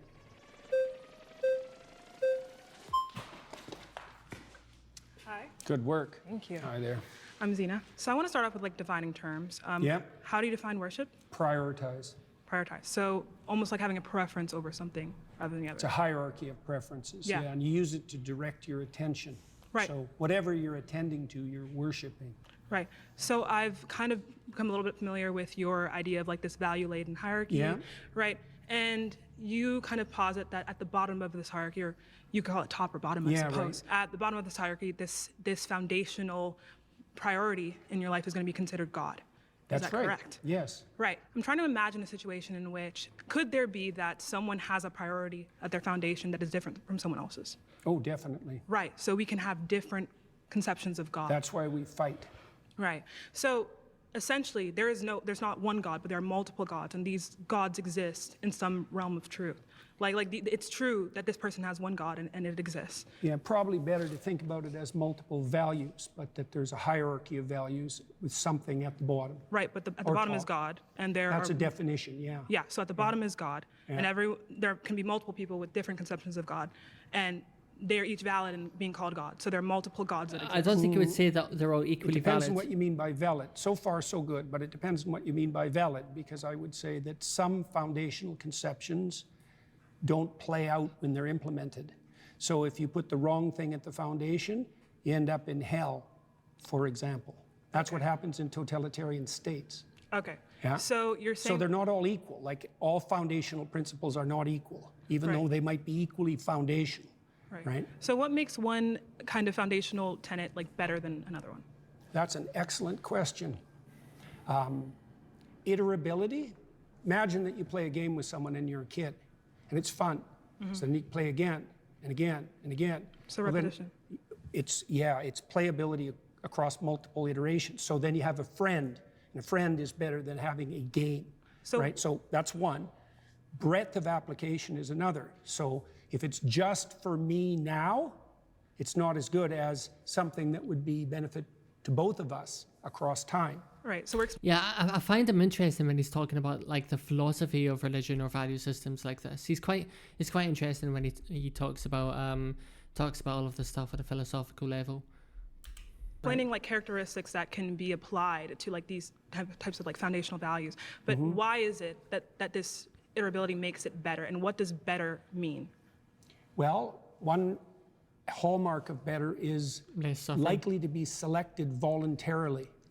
Right. So it's invitational. Another descriptive kind of Desirable. quality. So we're talking about characteristics that in some type of system with a goal, an output being like, we could maybe say happiness, right? Or some type of harmony. Harmony, Yeah, right? that's better. Not happiness precisely, because it's too short term. Exactly. So as someone who is an atheist, right, I can explain that within a system, there are things that we can see as better or worse to meet this goal or meet this output. But what we're interested in, though, is what could make these things, regardless of any system, right? Well, imagine that you set up a system and you implement it, and it produces the opposite results to which you intend. Oh yeah, that's not a good system. Exactly. Right, so the foundational principles are lacking because when you implement them, the game degenerates instead of moving towards the aim. Right, Okay, so we're talking about okay. within a system. When we talk about something being moral, right, just absolutely moral, it means that without a system, right, this thing is simply moral with no reason. Like, stands independent, this thing is good. So I'm trying to figure out if such thing can exist. And if so, do you believe that these things are moral in of themselves, like self-evidently moral, or are they moral in accordance with the system? I can't define them any more accurately than I already did, really. Okay. In regards to morality, when we talk about the divine, when we talk about God and religion, these moral tenets and religion, right, and God exists as good because it is God, right? So it's self-evident, right? Without any kind of goal or output, this thing is good. So I want to figure out how... There's an element of that that's true. So, for example, in the story of Job, Job is unfairly tortured in consequence of a bet between God and Satan. And so Job is emblematic of someone who's being hurt for no apparent reason. Okay, so Job's response to that is that he refuses to lose faith in himself, and he refuses to lose faith in the ultimate goodness of being. Okay, and those are axiomatic decisions. They're not exactly evidence dependent because he is suffering. There's an arbitrariness in that that's reminiscent of what you claim. So I'm essentially trying to figure out, do you believe that something can be good, like stance independently, something that can be good? I don't know what you mean by stance independent. Okay, so you I mean mean independent of people? Independent of people, we can use that, or more so, I want to be more specific. Something that can be good, right, regardless of any end goal. It's just good. No, I think good is tied up with goal. Goal, okay, I completely agree. So in a sense, this is why. That's why the religious goal in Christianity is the establishment of the kingdom of heaven on earth. It's goal dependent. Okay, right. So it's in reference to a goal. So, or the goal would be the but imitation of Christ. Someone's goal, right, can be something that doesn't encompass being in congruence with God or being with God. No, the thing that they want to be in congruence. Oh, right, okay. Hang on. That's right. That's right. That's right. That's good. That's great. The thing they want to be in congruence with is fundamentally equivalent to their God. So what makes someone a Christian and what makes someone not a Christian? What makes like that's what I'm trying to figure out because that's a good question. Yes. Yeah, well, probably the deepest answer to that is willingness to shoulder your cross voluntarily and trudge uphill regardless of circumstances. Okay, so someone can have a God because in your definition, your first preference, that is God, right? So someone can believe in God, right, and not be a Christian, right? Yeah, well, there's a statement that Christ makes in the Gospels. He says, not everyone who says, Lord, Lord, will enter the kingdom of heaven. So not that they're even saying that they believe in God, but they just... No, but that's why I'm saying this to you, is that Christ himself points out that there's a difference between people who say they believe and people who act it out. And the fundamental issue is the action rather than the stated belief. But he also says that, to be saved, right, you must believe God has died for your sins or that God has resurrected in some way. So it's like, I don't necessarily think that we can take from the Bible and say that like acting in accordance with God necessarily means, or acting in accordance with, the principles of God, like for example, sacrifice, like you talk about, means that you are Christian. I don't see how you can get that from that interpretation and then, kind of justify it as the truth. I don't think that the fact that you sacrifice is sufficient to make you Christian. So can we repeat once again what you believe makes someone Christian? There's many things, but one of the most fundamental is that you believe that the cosmos itself is founded on the principle of voluntary self-sacrifice. Best founded. Let me offer you a contrary example. So I could assume that power rules. And so that my assumption would be, if I can make you do it, I win. Right, and I can found a whole society on that, and that happens a lot, by the way. And that's also how societies tend to degenerate. And so that would be a society that was founded on the principle that you get to sacrifice and I don't have to. Right, now the contrary to that would be something like you give up voluntarily and with courage all the things you need to situate yourself properly in relationship to the future and other people. Right. So then there's a harmony. That's why I talked about harmony earlier. So you navigate your life, right, in accordance kind of to this principle of self-sacrifice. Can I say it in that way? Yes, you can definitely say it that way. That's exactly right. And navigate is the right term. So someone does not have to have any awareness of Christ, of the story of Jesus, but let's say 60% of their actions, right, or more, whatever kind of metric you want to use, are in line with this self-sacrificial. So the Christian thinkers of the Middle Ages dealt exactly with that problem when they were talking about the pre-Christian philosophers, for example. And they noted the similarity, let's say, between pre-Christian Greek thought and later Christian thought, and presumed that there were moral actors outside the Christian domain. Right. So is that person Christian, though? Is that person Christian? Well, to some degree, again, that's a matter of definition, because they wouldn't be proclaiming Christian propositions, but they're acting out the pattern. Right. So so you imagine that full Christianity would involve a dozen things. And you can imagine someone who knows nothing of Christianity, say, acting out 8 of them. Right. So then they'd be 8/12 Christian or something like that. Christian. Well, but to be like a full Christian, how can someone say, I am Christian? Like, I am Christian, not 8/12, but Christian. Well, I hesitate to do that personally, because I think it's the kind of goal that you be very careful about proclaiming. The technical. But belief is not necessarily, to be mostly Christian, belief is not necessary. 8/12s or... right? Well, it depends on what you mean by belief. See, because I would say that acting out the pattern is the deepest form of belief. Now, you could add to that what you say. So, maybe in the optimal situation, how you act and what you imagine and what you say, they're the same.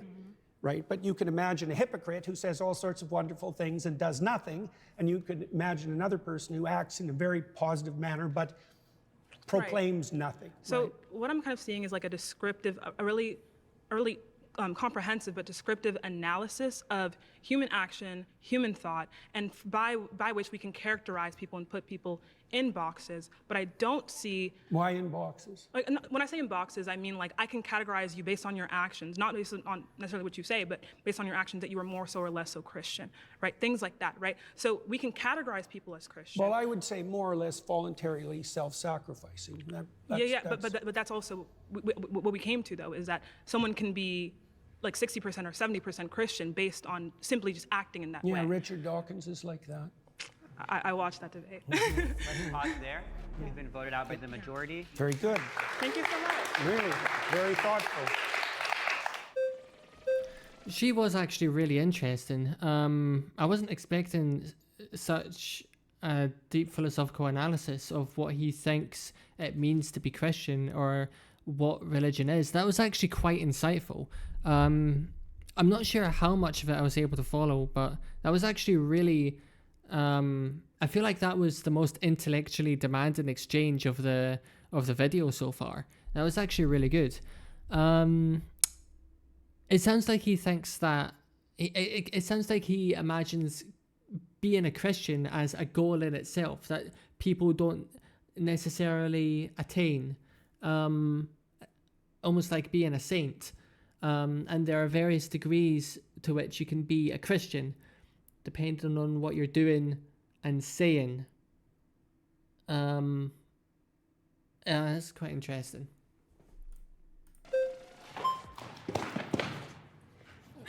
Hey, Dr. Peterson. How you doing? Danny, nice to meet you. What's your name? Danny. Danny. You're saying atheists worship things or people or places, whatever. Can you be very clear about your definition of worship again? Attend to, prioritize, and sacrifice for. Okay, that's it. That's your understanding of worship. Well, I could flesh it out, but that'll do for the time we have. Okay. Do Catholics attend to Mary? Yes. Okay. So do they fit that description of worship? Yes. So you would say Catholics and other people that revere Mary, like the Eastern Orthodox tradition, worship Mary. Well, they might not put her in the highest But place. you would put it that way. No. You just said it. Now you're taking it back There's now? still a hierarchy. Okay, there's a hierarchy, but within And the there's something at the top. All right, you can worship things Mary below. is quite a ways up the hierarchy, but not at the top. Let's go over your definition of worship again. What's your definition of worship? Attend to. Attend to. Prioritize. Do Catholics... It does seem like quite a weak definition that would include a lot of things. People would normally say that they worship a deity. They wouldn't normally say that they worship most of the things below deity in the hierarchy. But it sounds like, according to his definition, he believes that people do worship all of those things, all of those things. What do Catholics attend to? Do they prioritize Mary over all other human beings? No, I didn't say overall, did I? I didn't add that to my definition. You understand? I said there was a hierarchy as well. You attend to So you can attend to something trivially, or you can attend to it deeply. Okay, now you're adding stuff to the definition. But your original definition... I added the hierarchy part at the beginning. Are you just didn't understand it. Are you familiar with the Immaculate Conception? Why is that relevant? Because you go to a Catholic church, don't you? Or you've attended recently. You're interested in Catholicism, aren't you? Sure. All right. Are you familiar with their doctrines? Somewhat. Okay, you're Their familiar. doctrines are very How do they deep. regard Mary? Why are you asking me that? Because you're a Christian. You say that. I haven't claimed that. Oh, what is this? Is this Christians versus atheists? I don't know. You don't know where you are right now. Don't be a smartass. Well, and I mean either you're a 'cause I Christian won't or you're talk not. To you if you... To be fair, I mean, I wouldn't like to use the word smartass, but he is sort of playing a semantics game there. He said, "I never claimed to be a Christian." His response to that was, "Oh, where are we? I thought this was 20 atheists versus a Christian," which is, fair enough. But he didn't have to phrase it that way. He could, It's sort of a sarcastic response, and he did explain somewhat to the previous person how he doesn't necessarily think that a lot of people who might call themselves Christian are fully Christian, and it's possible to be 8/12 Christian, for example. So he could have explained that further. Or like the semantics of what it means to label yourself a Christian. Does that mean that you're mostly Christian without being fully Christian? You know, they could have discussed the semantics of that. And then he says, you don't know. And then Jordan said in response to that, I don't know. To be fair, I'm not entirely sure why he said I don't know. It was like he was saying he didn't know what the premise of the event was. Or maybe he was meaning that he didn't know if everyone around him thought him to be Christian. Or maybe he was saying that he didn't know if everyone around him was truly atheist. I don't know exactly what he meant by I don't know. But then the other guy said, you don't know where you are right now, which is another sarcastic response. He's being a little aggressive, to be fair. You're a smart ass. Oh, either you're a Christian or you're not. Which one is it? I could be either of them, but I don't have to tell you. You don't have to tell. He was just saying to the previous person that you can actually be 8/12 Christian. There are varying degrees to which you could be Christian. Tell me. I was under the impression I was invited to talk to a Christian. Am I not talking to a Christian? No, you were invited to. I think everyone should look at the title of the YouTube channel. You're probably. I mean, to be fair, like all of these claims are simplified, and it's not, you know, outside the realms of possibility that the title of the YouTube video is simplified as well. Like they could have a discussion on the semantics of what it means to label yourself a Christian or label yourself an atheist. I mean, Jordan Peterson himself has said that many people call themselves atheist, but he doesn't necessarily believe that they truly are atheists. You were invited to. I think everyone should look at the title of the YouTube channel. You're probably in the wrong YouTube video. You're really quite something, you are. Aren't I? But you're really quite nothing, right? You're not a Christian. Okay, I'm done with him.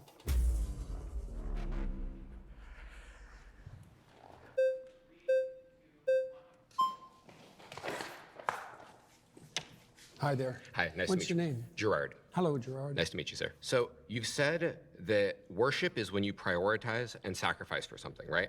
Yeah. Okay. But there's a hierarchy in there. Sure. So I prioritize and sacrifice for my wife more than I would prioritize and sacrifice for a random person on the street, right? Probably, yeah. Presumably. Do I worship I don't know, my I've wife? seen some pretty bad marriages. Assuming a good marriage, are you saying I worship my wife? I'm trying to define worship. Well, that's what I'm asking. So prioritize and sacrifice. I do the those higher things. it is in the hierarchy, the more what you're doing is akin to worship. But even in your trivial acts of attention, you're prioritizing and partaking in worship, even if you don't know it. So I am And it's partly, well, with regard to your wife, say. So why do you value your wife? You do value your wife. I love her. So I prioritize and I sacrifice for her. Right. So that's within the confines of love, let's say. Sure. What else does it serve? What else does what serve? Your love in your marriage.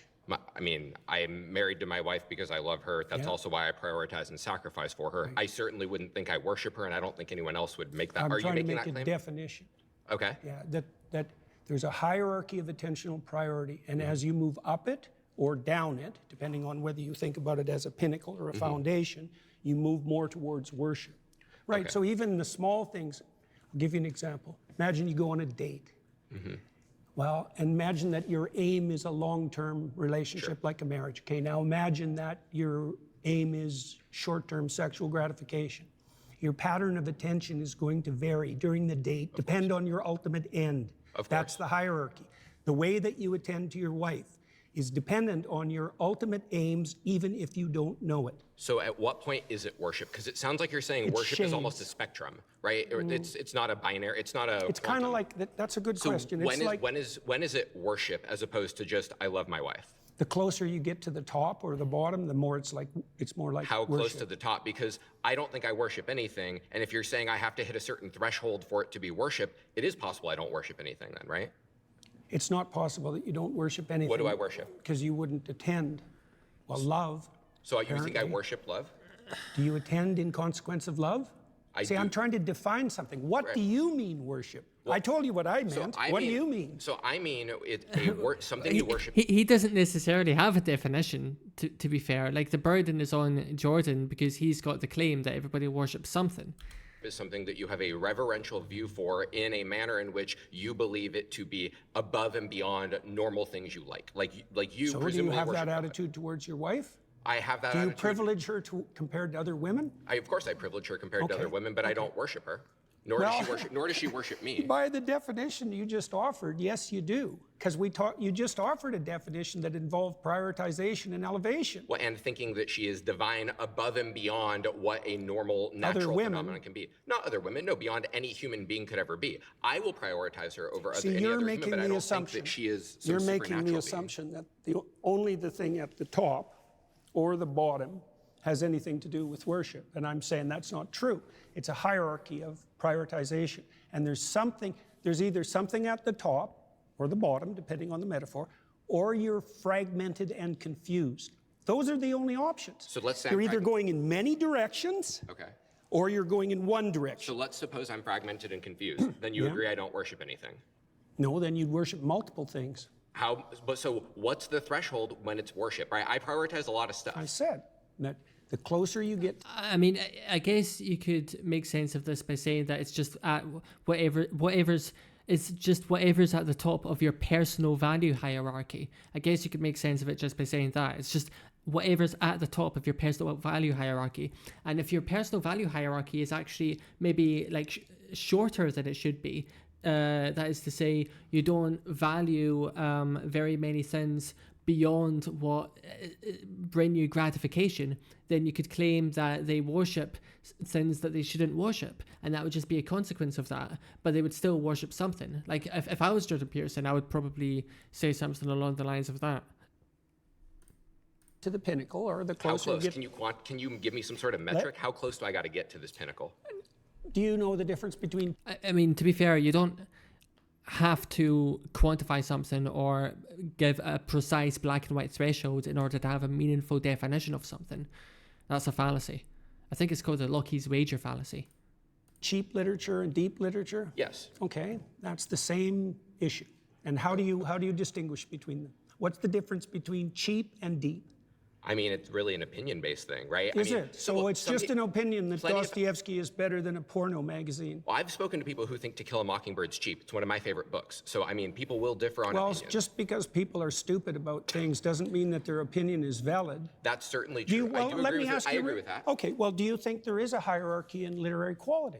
I think that there is a hierarchy to an extent in literary quality, but I think once you get to a certain threshold, it is just opinion. Like, I agree. Dostoevsky is better than a porno mag, but is F. Scott Fitzgerald better than Ernest Hemingway? I don't know. Yeah, fair enough. Why do you think that? Because of what a book is, what literature is. Dostoevsky, he follows what literature is the purpose of more than the porno magazine does. Good. Well, so it's about purpose and definitions. Sure.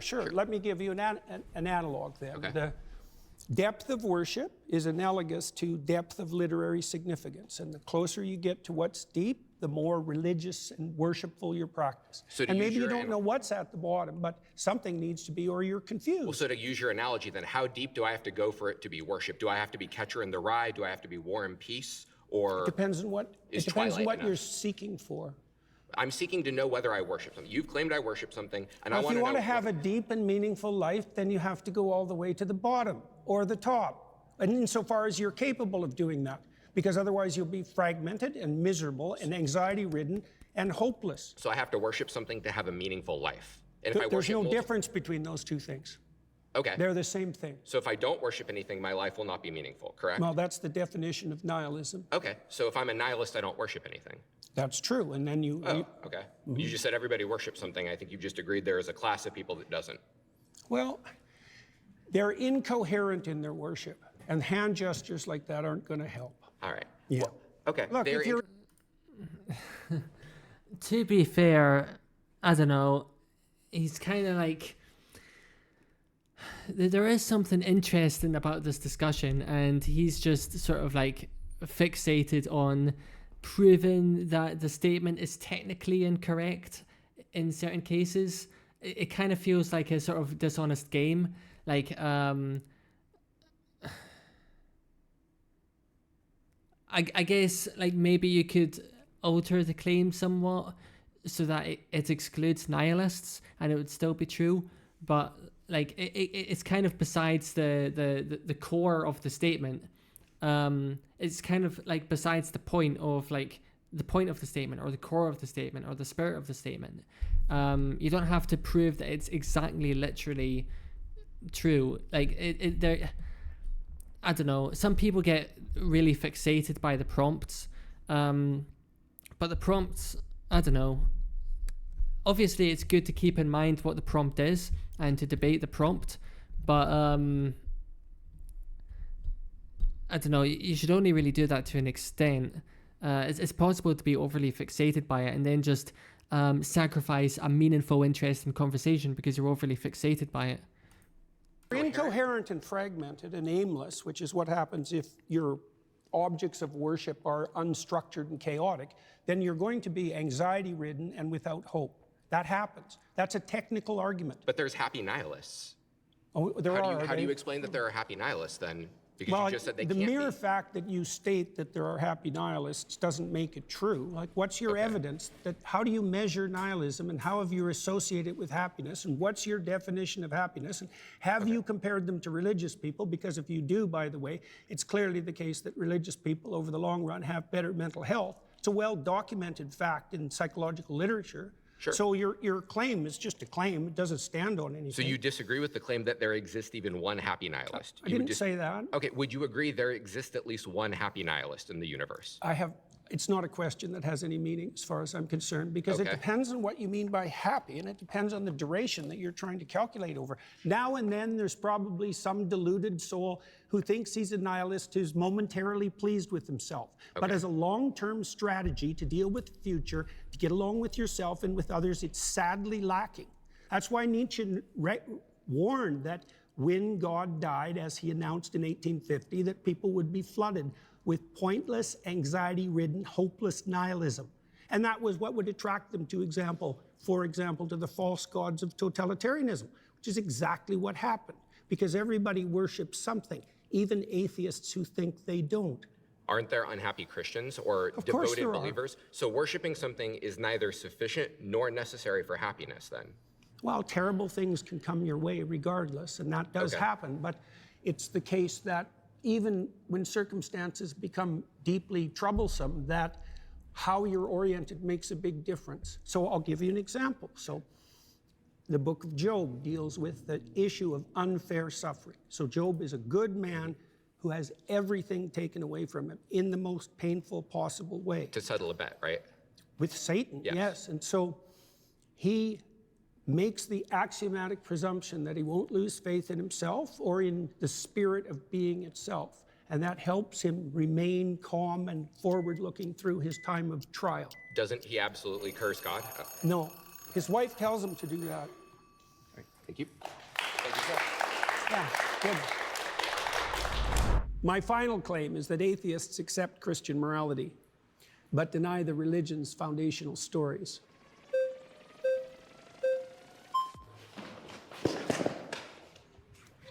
Hi there. It's very nice to meet you. I guess you could argue that most of our morals are, you could describe most of our morals as Christian morals. But I don't know, I'd be interested in hearing him flesh that out a little bit, because I guess a lot of moral philosophy must have been done in countries where most of the people were Christian, I guess. Like, it goes back to that thing when you have tons and tons of Christians in general, then picking out like certain subsets and then pointing out that those subsets are Christian doesn't feel necessarily meaningful. So I don't know, is he just going to say that morality developed in Christian countries by Christians, or what? What's your name? I'm Ian. Hi, Ian. Yes. So God says that you can own people as property. He says that you can beat them with a rod too. He commands genocide in Deuteronomy, in Numbers, and in Samuel. I mean, they have a goddamn baby barbecue in Numbers. Like, is all of this in line with Christian ethics? No. So then God doesn't fit within Christian ethics? Why did he just stare at? No. This in line with Christian ethics? He's twitching. Is all of this in line with Christian ethics? No. So then God doesn't fit within Christian ethics. Well, the biblical library. I would go back to what I was saying earlier about how it shouldn't be surprising that the Bible as a historical document contains descriptions of all sorts of terrible things. I don't necessarily see why we would view that as the Bible condoning any of those activities.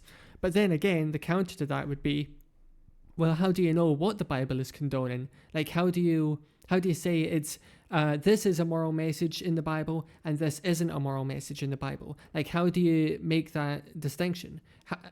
Like, something I've said in the past is like how to make such distinctions, to say, to pull this out of the Bible and to ignore that in the Bible, and to say that this is a moral lesson and this isn't a moral lesson, you have to be appealing to some value system. So you can't be deriving your value system from the Bible, because that would be circular. In order to pull things out of the Bible and then value those things, you have to be appealing to a pre-existing value system. And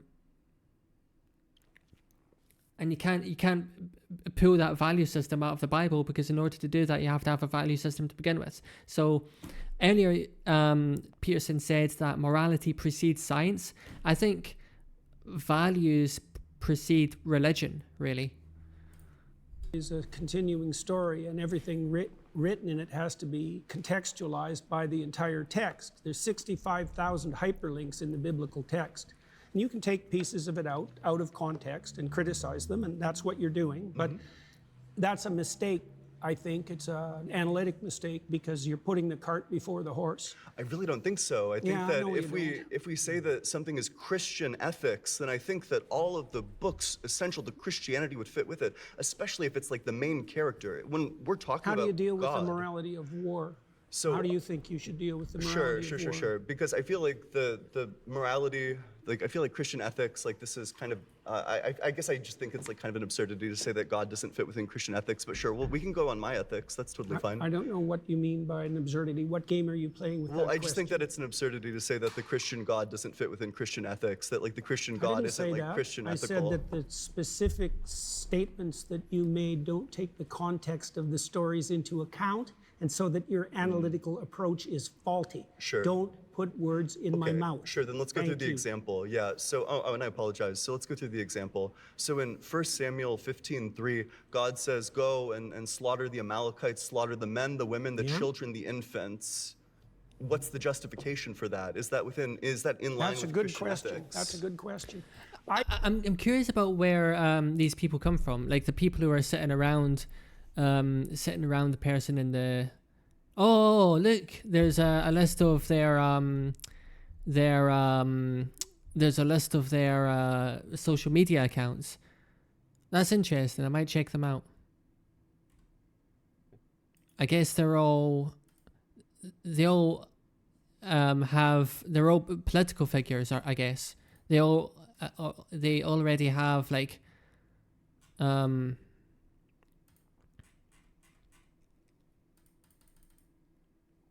this guy only has like 700 followers on...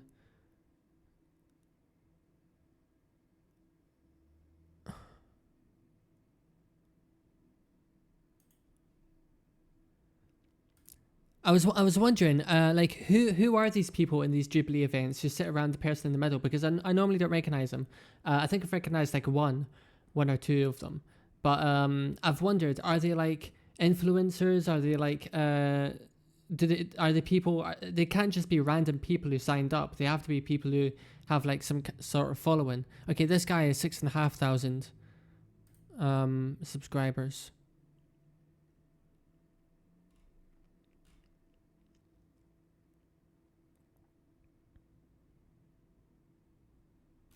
But they're not really big names.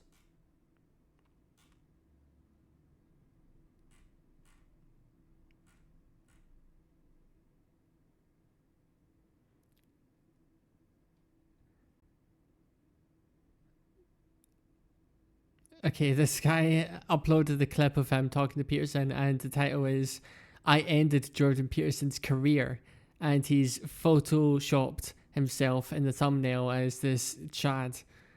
Okay, I don't know. I don't think I like the look of this guy because I did get the impression that he wasn't terribly interested in having. Oh, you can't even see the window.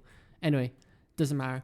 I was just looking at the YouTube channel of the guy he was talking to, who said, and you're really quite nothing at the end.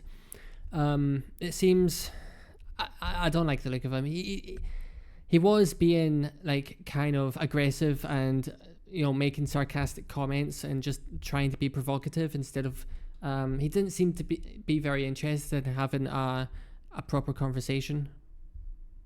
I don't like people like that.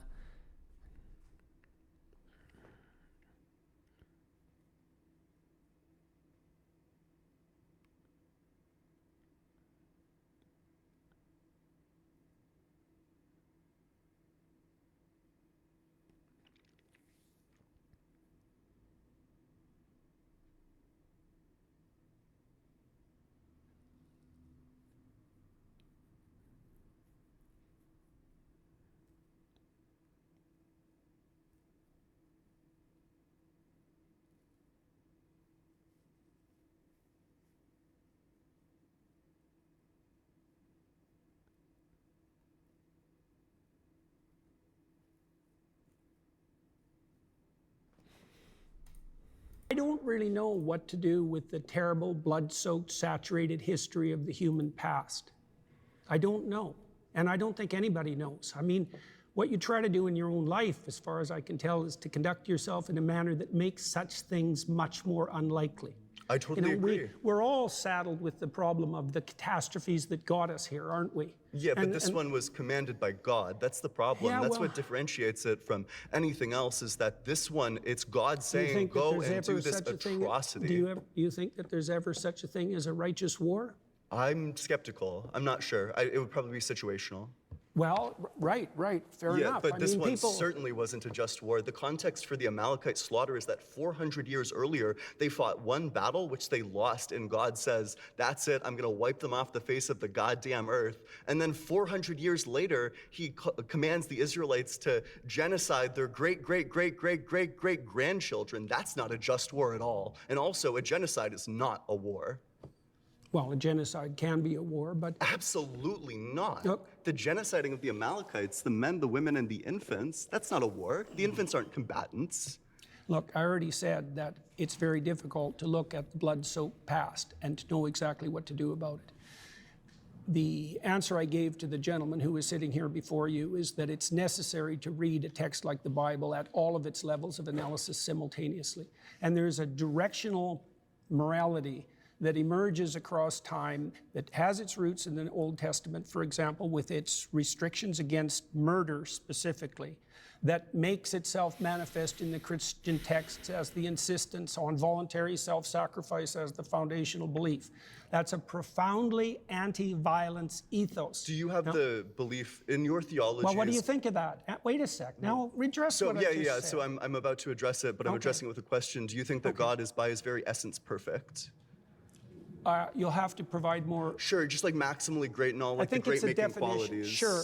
Yeah, like flawless. Yeah. So, okay, so does a flawless thing change? Does a flawless thing reveal like more and better information over time, or would a flawless thing say, here's what's good, here is the absolute good thing to do at all circumstances in time? Well, we know some of that. Wait, Tell the truth. That's one. That's totally fine, but presumably... No. You don't get to skate over that. That's totally fine. It's a straw man of my position. It's a straw man of the argument. So the argument is that God... Wait a sec. You said find one maxim that's transcendent across situations. I didn't say any of those words. I'm not sure what conversation you're a part of. Don't be a smartass. I'm sorry. Seriously. Wait, what did he say that made him say that? Wait a sec. You said find one maxim that's transcendent across situations. I didn't say any of those words. I'm not sure what conversation you're a part of. Don't be a smartass. I'm sorry. Seriously. I mean it. If we're going to have a serious conversation, conduct yourself properly. Okay. Rephrase your question so that, because I must have missed it. I tried to answer it. So in my mind, I guess by my lights, a perfect being doesn't change. A perfect being, if they're maximally good, maximally moral. Does our understanding of the perfect being change? Our understanding might, but Okay, how do presumably we what the perfect being is revealing. Well, I agree. How do we distinguish between that, though, at the human level? How do we distinguish between whether... Between our transforming understanding of perfection and perfection itself. Between our... We can only... Yeah, well, we can only see through our... Okay, I think, I don't know. I'm tempted to end the stream here because I'm starting to get a little tired. Just listening to this.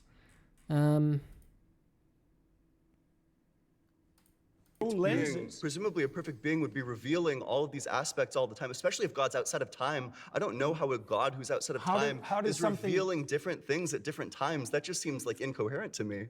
Imagine something that's perfect. Sure. And complete. Sure. Okay, and it's trying to communicate with creatures who are anything but that. Sure. Well, they're going to get it wrong. Sure. Okay, now wait a sec. Do you blame that on the interpreters or the phenomena itself? Like, for example, are you perfect in attending to your conscience? Hold on. At the point in time when God is literally the one who created us, he could have created us in a way where we would always be receptive to these principles, where we don't have to go across like a learning curve where, maybe we'll understand like thousands of years into the future, maybe we'll do it. Oh, also, if you believe in an all-knowing God, then free will is impossible because wait a sec. Let's not go to that yet. You threw free will into the mix. Well, that was the answer to your question. Yeah, and you I'm said, saying why that's wouldn't God... incoherent.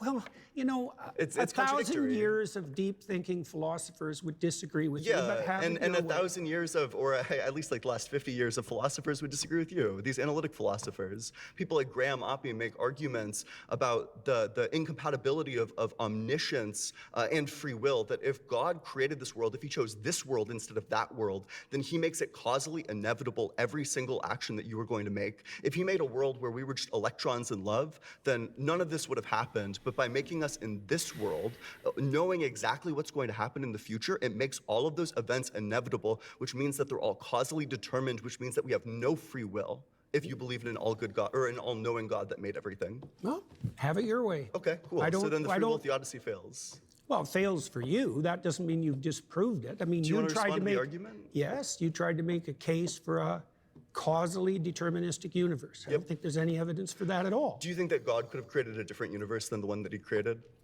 I have no idea. Okay, so then there's going to be a double bind, right? So either he couldn't have done it, in which case he lacks a power, or he could have done it, in which case we don't have free will, because he chose this world instead of that world, making the events of this world instead of that world inevitable with his infallible knowledge. I don't understand where you're headed.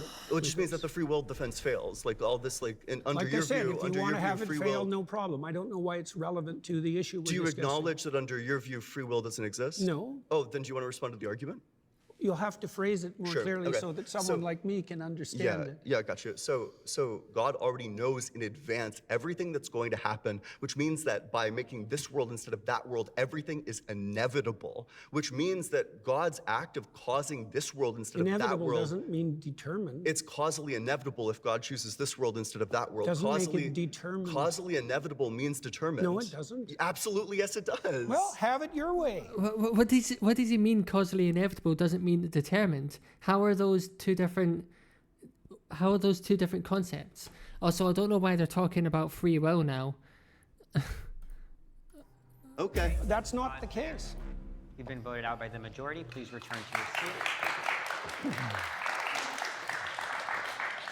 All right, I think I'm gonna watch the final 20 minutes another time because my brain is starting to get fried already. Kudos to him for doing this because I wouldn't be able to do it. I'm gonna take a 2-minute break.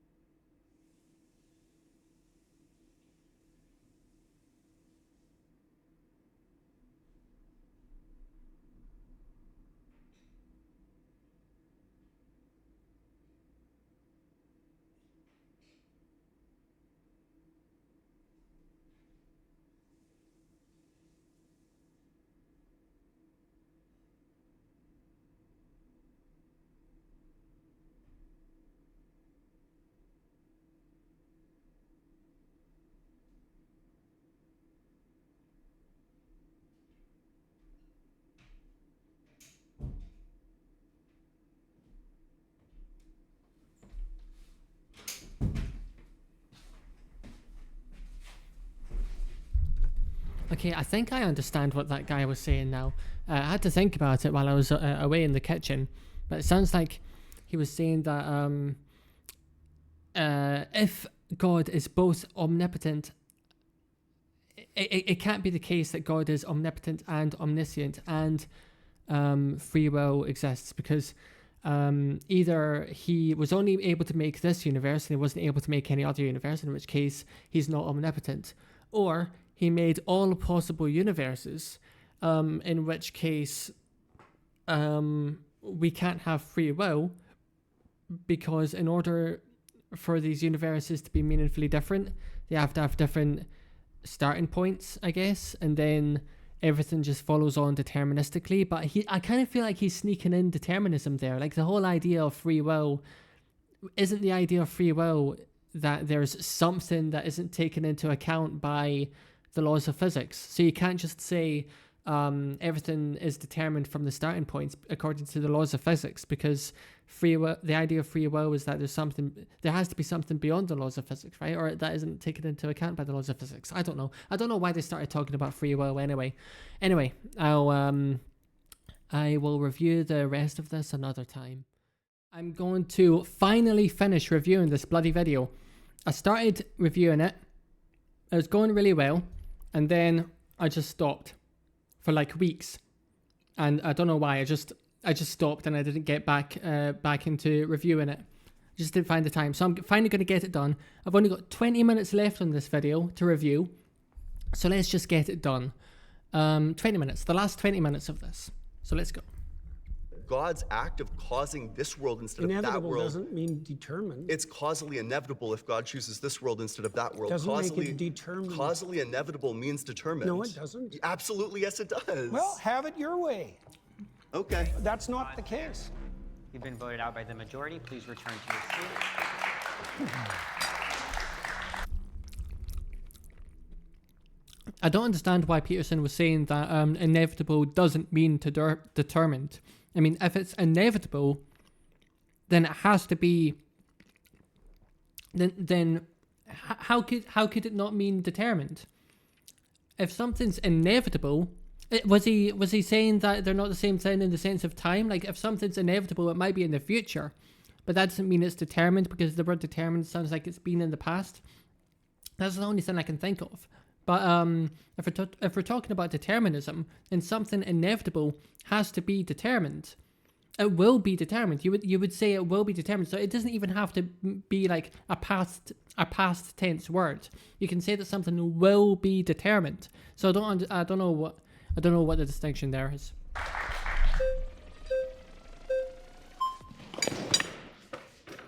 Jordan, nice to meet you. Very zippy. What's your name? I'm Liam. Hi, Liam. How are you doing? I'm doing well. How are you? Not too bad. Good, I'm surrounded by atheists. My question to you, let me scoot in, would be, what does it mean to accept Christian values precisely, or Christian morality? It means to aim up as hard as you can, no matter what happens to you. Okay. Okay. So I think that God, it has been a while since I watched this. Like I said at the beginning, it has been a while. But wow, you can really see in his face how brimming with, I don't know. I don't want to try to read his mind, or like mischaracterize him if this isn't the case. I'm just saying that this is my honest interpretation of him at the moment.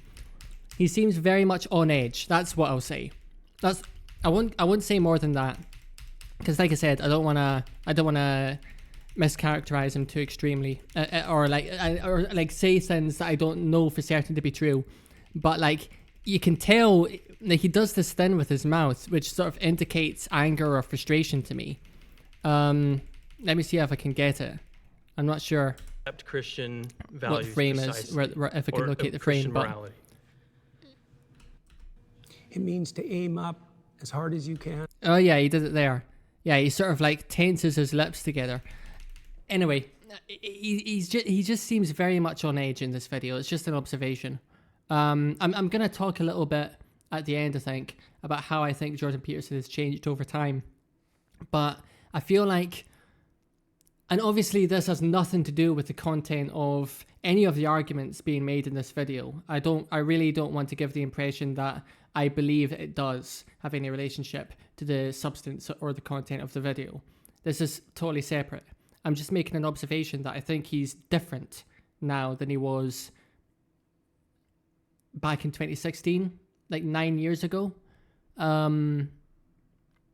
He's different. When was the Cathy Newman interview? It was around 2016 that he became he became sort of mainstream and well known. I do think he's changed quite a bit. Aim up as hard as you can, no matter what happens to you. Okay. Okay. So I think that What happens to you? It means to aim up. It's just a very strange intensity to the way that he speaks. or Christian morality. I mean, I understand it. And this is a stressful environment. And it's a stressful format. And I don't know if he's suited to it. I think he's better doing one-on-one conversations. Not everybody can handle this sort of environment. I don't think I'd be able to handle it. I don't think I'm very good at like fast-paced arguments. And this format relies on fast-paced arguments because you're on a timer and people get voted out and people... When somebody gets voted out, it's the next person, and then that person gets voted out, and then it's the next person. And all the while, there's also a timer in the background. It leads to the arguments being quite fast-paced. And that's not for everyone. There are certain formats that bring out the best in people. And you have to sort of... and some people are really good at all sorts of formats, but it's something to be aware of. Because there are some formats that bring out the best in people, and there are some formats that some people might really struggle with. It just depends on how your brain works and what you're best suited to, I think. It means to aim up as hard as you can, no matter what happens to you. Okay. Okay. So I think that that's a very broad definition of what Christian morality is. Yeah, but it'll come in handy at some point in your life. Right. But I think that many different disciplines and theologies. Well, you asked for a truncated answer. Eh? Right. I mean, there's other ways of representing the situation, but I wanted to give you something that was kind of foundational briefly. Yeah, that makes sense. It doesn't mean it's, exhaustive. Yeah. I could say that. But to be fair, I've just paused it when he's doing that face. That's that face I was talking about. To be fair, if we're doing a debate, we need to have careful, well thought out definitions if we want to move forward, because oftentimes we're going to be testing the limits of these definitions. And you need to be able to rely on your definitions so that we know what we're actually talking about. Definitions are really important. And it's not just a technicality so that we know what we're talking about. Definitions sort of encapsulate the core of a concept. And if you can't come up with a definition of something, then how do we really know what we're talking about? Definitions are meant to capture the core of a concept. If you can't find a definition for something, that suggests that it's not very well defined. And if something's, obviously it's not well defined by definition, but it's not well characterized. You don't know what the boundaries around it are. So how can you talk about it meaningfully? Definitions are important as indicators and representations of our understanding of concepts. He said that in order to accept Christian value, what it means to accept Christian values is to aim up no matter what. So I guess the follow-up question to that would be, well, he presumably believes that he is surrounded by 20 atheists. Does that mean he thinks, or he knows, that all of the people around him will not aim up no matter what? How can you know if that, so maybe he would say, actually, no, yeah, I don't know that for sure. Some of the people around me maybe call themselves atheists, but they actually aren't. some people might think that they're atheists, but they actually aren't. A person's understanding of whether they're atheistic or not might actually not be reflective of the truth. That might be something that he would say. So he would, I guess, say that the line between atheists and theists is blurred. And it's not easy to tell who's an atheist and who's a theist. Maybe he thinks that everyone's a theist. But if that's the case, what does it mean? He presumably wants more people to be theist. So what does that mean? Does he think that everybody is secretly theist? Or does he think that there are some true atheists? Not just people who think that they're atheists, but people who are truly atheists. Does he think that such people exist? That'd be an interesting question. Does he think that such people can become theists? What does it mean to become a theist if so many people think that they're atheists, but they're actually theists? What are the real actual differences between these people? Like, these are the questions worth answering. I don't know if he would have an answer to any of these questions, because he's not really accepting the premise that he needs to provide a meaningful definition in the first place. Like he said, in the response to the definition that he provided was, that seems like a broad definition, which has come up before in this conversation. And then his response to that was just, well, it might be useful. It's not enough for a definition to be useful in some cases.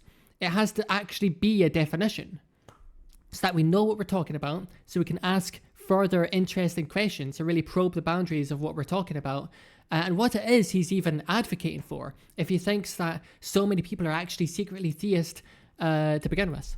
That you would have to believe that Christ is God and he died for your sins, right? But that's, in a very difficult way to understand, that's the same claim. Yeah. If there are other theologies and disciplines that have similar types of values, how then is that definition mean? Like, wouldn't those also be Christian values under your definition? That's a good question. I spent a lot of time studying different religious systems from all over the world and found multiple interesting layers of concordance. Right. So, for example, in ancient Egypt, their god Horus, who was the reviving god of the totalitarian state, the corrupt he was the god of attention, right? And the Jews hypothetically came out of Egypt, and there was crosstalk between Egyptian and Jewish foundational morality, and then that bled into Christianity. I mean, human beings all over the world have come up with moral systems that fit roughly into a pattern, and they're very usefully studied. Now, I learned a lot about Christianity by studying Taoism, for example, like a lot.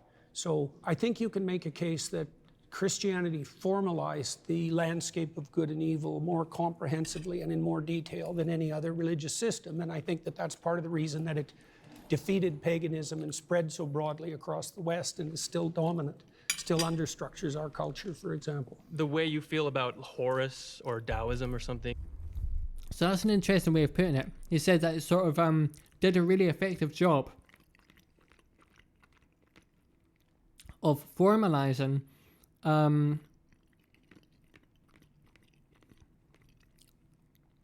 our morals and values.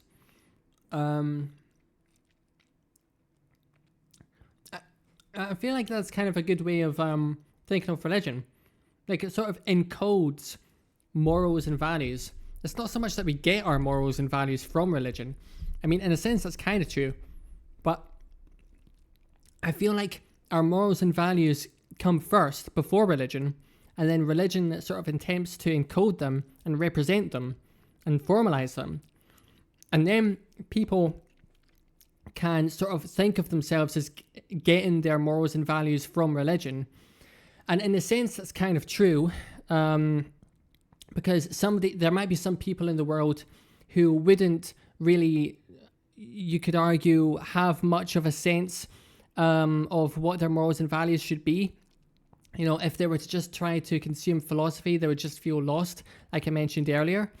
And so religion does a good job of encoding what would normally be complex moral philosophy into something that can be more easily digested, so that it can be grabbed onto as an absolute truth, and then you have something to hold on to. You have a moral framework, an absolute definitive clear moral framework to hold on to. So in that sense, some people do get their morals and values from religion, but I wouldn't say that humanity gets its morals and values from religion. Those are two different statements. Whether people get their morals and values from religion, and you could argue to some extent some people do, some individuals do, that's a different matter and question from whether humanity gets its morals and values from religion. It's not like before religion, people didn't have any intuitive sense of morals and values. People do have an intuitive sense of morals and values even before it's formalized. So I would say that comes before religion, and then religion sort of formalizes it, and then individuals can pick that up. But that's not where humanity doesn't inherit its morals and values from religion. Humanity begins with these intuitions, these morals and values, and then that's encoded in religion, and then individuals inherit an understanding of those morals and values from that framework that's formalized it. Is how I feel about Christian morals, I think. Yeah, but how do I feel about them? Well, that you took inspiration from them, you learned from them. Maybe that's a good start, right? You know, because I would say that actually constitutes belief. You know, like you said. Well, look. Right. In Noah, in the story of Noah, right? Noah is inspired by the apprehension that all hell is going to break loose. Okay, yeah. He regards that inspiration as God. Okay. Right, and when God comes to Abraham, he comes to Abraham as the spirit of adventure. It's inspiration.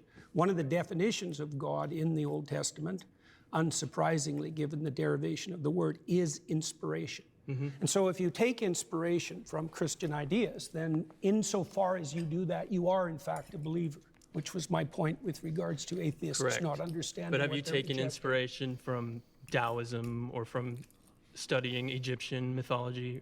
Definitely. So then you believe them under that definition? Yeah, but I've incorporated them into something I think that's more comprehensive. Is it possible to take inspiration and to appreciate the teachings without being a believer in their truth claims? It depends. No, I don't think so. But I think, you see, there are different kinds of truth claims, right? Yeah, I think the thing that this guy is getting at is that basically his question is, don't you think you can appreciate the philosophical truths of the Bible, of Christianity, the moral truths and teachings, without believing in the metaphysical claims? I feel like that might be what he's getting at. And this sort of kind of question gets asked multiple times, not necessarily in this video, but I'm sure Jordan Peterson's been asked this question before. I'm sure Alex O'Connor touched on this as well, actually. Like he was asking him about whether Exodus historically happened or something, or the resurrection of Jesus. Actually, no, I think he was asking about the resurrection of Jesus to other guys. But in his conversation with Jordan Peterson, I'm pretty sure he was asking him about, like, he was using the Exodus story and the historicity of that as an example. Jordan Peterson would maybe use a phrase like throwing the baby out with the bathwater. And the question is, can you keep the baby in throughout the bathwater? I mean, to be honest, I don't see why not. Jordan Peterson would probably say something like, well, the values and the moral truths are embedded within the stories. And yeah, the stories have an otherworldliness, but that's actually an important part of the religion. And maybe it is. But can you imagine creating a version of Christianity that doesn't have any of the metaphysical claims, like the resurrection of Jesus or anything like that? And it's just a collection of realistic stories that are acknowledged to be fictional and which nevertheless contain historical truths. Well, then I guess it would just be another work of philosophy, right? The fact that it contains otherworldliness is what makes it sort of feel transcendent, and that's what gives you reason to hold on to it. So I guess the very thing that defines religion is this thing that makes you feel like, this transcendent quality to it that makes you feel like you can hold on to it as an absolute truth. However, that could also be considered its main downside, because if you're considering it to be a source of absolute truth, then, well, you can't question it because it's a source of absolute truth. You can't edit it. If you come to new realizations over time, if philosophers come to new realizations, if scientists discover facts of the universe that are in direct contradiction with the metaphysical claims, so I guess you could argue that's its main upside and its main downside, which is a bit of a problem. We need something that doesn't have, maybe we need something like a work of philosophy that sort of feels like it can be a source of absolute truth that we can hold on to without and question, without being unquestionable. Propositional truth claims, which are the truth claims of what you say. And then there's embodied truth claims, which is the truth claims of what you do. That should be prioritized. Optimally, what you say and what you do would be brought into harmony. But I would say if you had to prioritize, it should be what you attend to and what you act first. And that's what Christ actually says in the Gospels, because he points to the Pharisees, for example, who say all the right things, but don't do any of the right things, and points out very clearly that that's not acceptable. I don't know that the Christian morality, those principles originate in Christianity, because you brought up other things that predate Christianity that you can very closely tie connections to. Well, I don't think they do originate precisely. I mean, Right. I don't think the Christian claim is exactly that they originate in Christianity. So if I'm right? living those values, how is it that I'm living the Christian values and maybe not the Egyptian values or something else? Well, that you one brought of up? one of Pause there. You've been voted out by that the was majority. good. That was good. Yeah.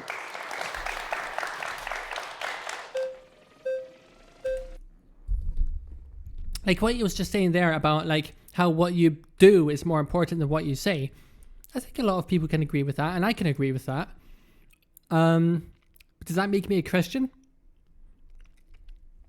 There are probably other Christian stories, Christian ideas that I believe in, like teach a moral truth that I believe in, like turn the other cheek, love thy neighbor, you know, all those sorts of things that I think most of us can agree on. But does that make us Christian? That's the critical question. Like, what does it actually mean to be Christian? I still feel like I don't have a satisfactory answer to that. Because this has come up again and again and again in this video. How do we define Christian? How do we define Christianity? You don't want to define it too broadly, do you?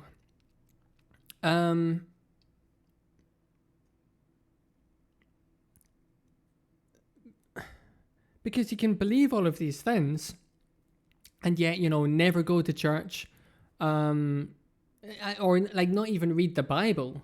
You can just be like, somebody can list off, okay, here's a Christian truth, here's a Christian truth, here's a Christian truth, here's a Christian truth. And if you say you agree with all of them, does that mean that you're automatically a Christian, even though you don't practice Christianity or believe in any of the metaphysical claims? Don't you have to believe in the metaphysical claims as well to be a Christian? Like, what's that actually mean to be Christian?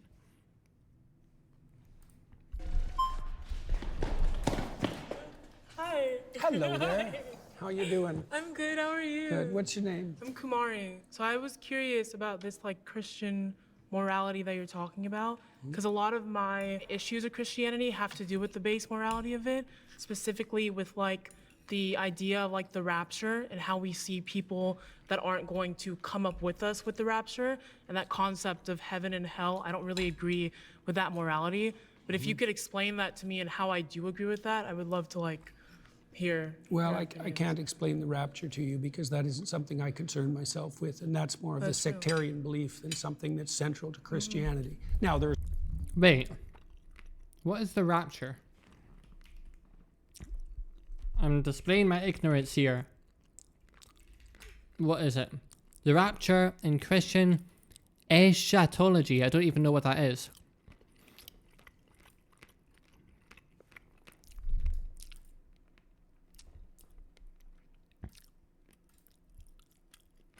Wait, am I still streaming? Did something happen? No, I'm okay.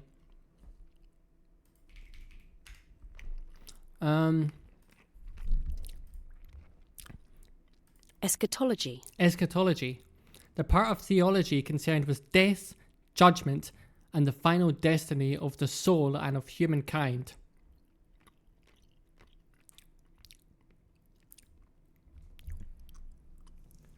The rapture and Christian eschatology refers to the belief that living believers will be caught up to meet Jesus in the air, along with the resurrected bodies of deceased believers during Christ's second coming. It's associated with end times. The concept of believers being taken to meet Christ in the clouds is a central tenet of this belief.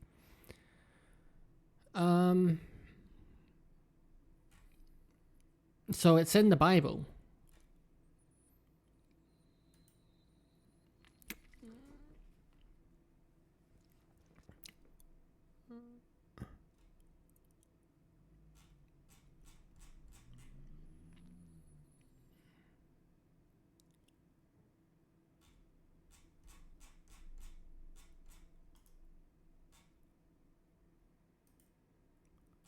Huh, okay. I don't know why he says he doesn't concern himself with it. There's all sorts of evangelical Protestants who might disagree with that, but that doesn't have anything to do with me. You asked a deeper question with regard to, let's say, heaven and hell and judgment. Yeah. Well, that's a tough one, right? I mean, sin, you could put it this way, sin is what puts you in hell, right? And so then you might ask, well, how do you know you're in hell? How about you do anything to get out of it? Can I ask you How a about question? you know that you put yourself there? Do you think, is sin like a part of Christian morality? What do you mean exactly? Sin as Like a part. the It's concept missing the of sin? Okay, Yeah. it's derived from an archery term, and it means to miss the target, right? And so it presumes that there's such a thing as a central target, and that you can miss it in many ways. And the consequence of that will be your life will be ridden with anxiety. Your life will be pointless. And what People if will I, turn like, against you. don't believe in sin at all? What, do you believe in error? Have you made any mistakes? What if I believe that the mistakes that you make, that they're fixable, and so that no sin is finite, and that the Well, idea that's a Christian belief. the idea of hell, I don't believe That's in it. also a because Christian belief, by the way. A Christian belief is hell? No, that there's no sin that, well, there's one. The sin against the Holy Ghost is unforgivable, but that's really the sin against the process that would enable you to learn. Okay. But there's a Christian belief that hell does exist, and if I commit. Yeah, that's an interesting one. When Alex O'Connor was talking to those two guys, I can't remember their names, but there are two Christian guys who do Christianity debates, and he spoke to them for quite a bit about the Holy Spirit. Blasphemy against the Holy Spirit is the one unforgivable sin. And he spoke to them for quite a bit about that. It's an interesting one because, I mean, obviously, like, I mean, it's such an extreme sin. Like, it's unforgivable. When all of these, when you know, forgiveness is meant to be, like, my understanding is that it's meant to be like a big part of Christianity. So, you know, the fact that something's unforgivable is quite noteworthy. But the way I came away from that, the understanding that I came away from that with is that it's basically what Jordan just said. It's a sin against the process that could allow you to learn. It's what could, like the Christian guys that Alex was talking to, they were saying something like, if you commit blasphemy against the Holy Spirit, then there's no going back. Like, you can't possibly, like, by definition, once you've done that, it sounded like they were defining it as the sin that you do that causes you to never be able to turn back and redeem yourself. That's another big part of Christianity, isn't it? My understanding is that redemption is also a very big part of Christianity. And so if blasphemy against the Holy Spirit is unforgivable, that means you can't redeem yourself.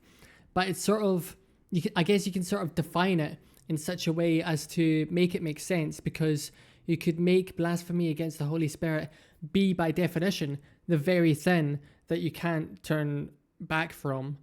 So it sort of gives you like an epitome, if you like, to move away from, like a reference point.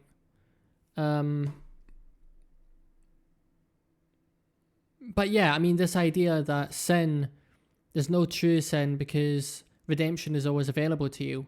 Yeah, I quite like that idea. The idea of redemption. Commit sin, I'm going Does that make me a Christian though?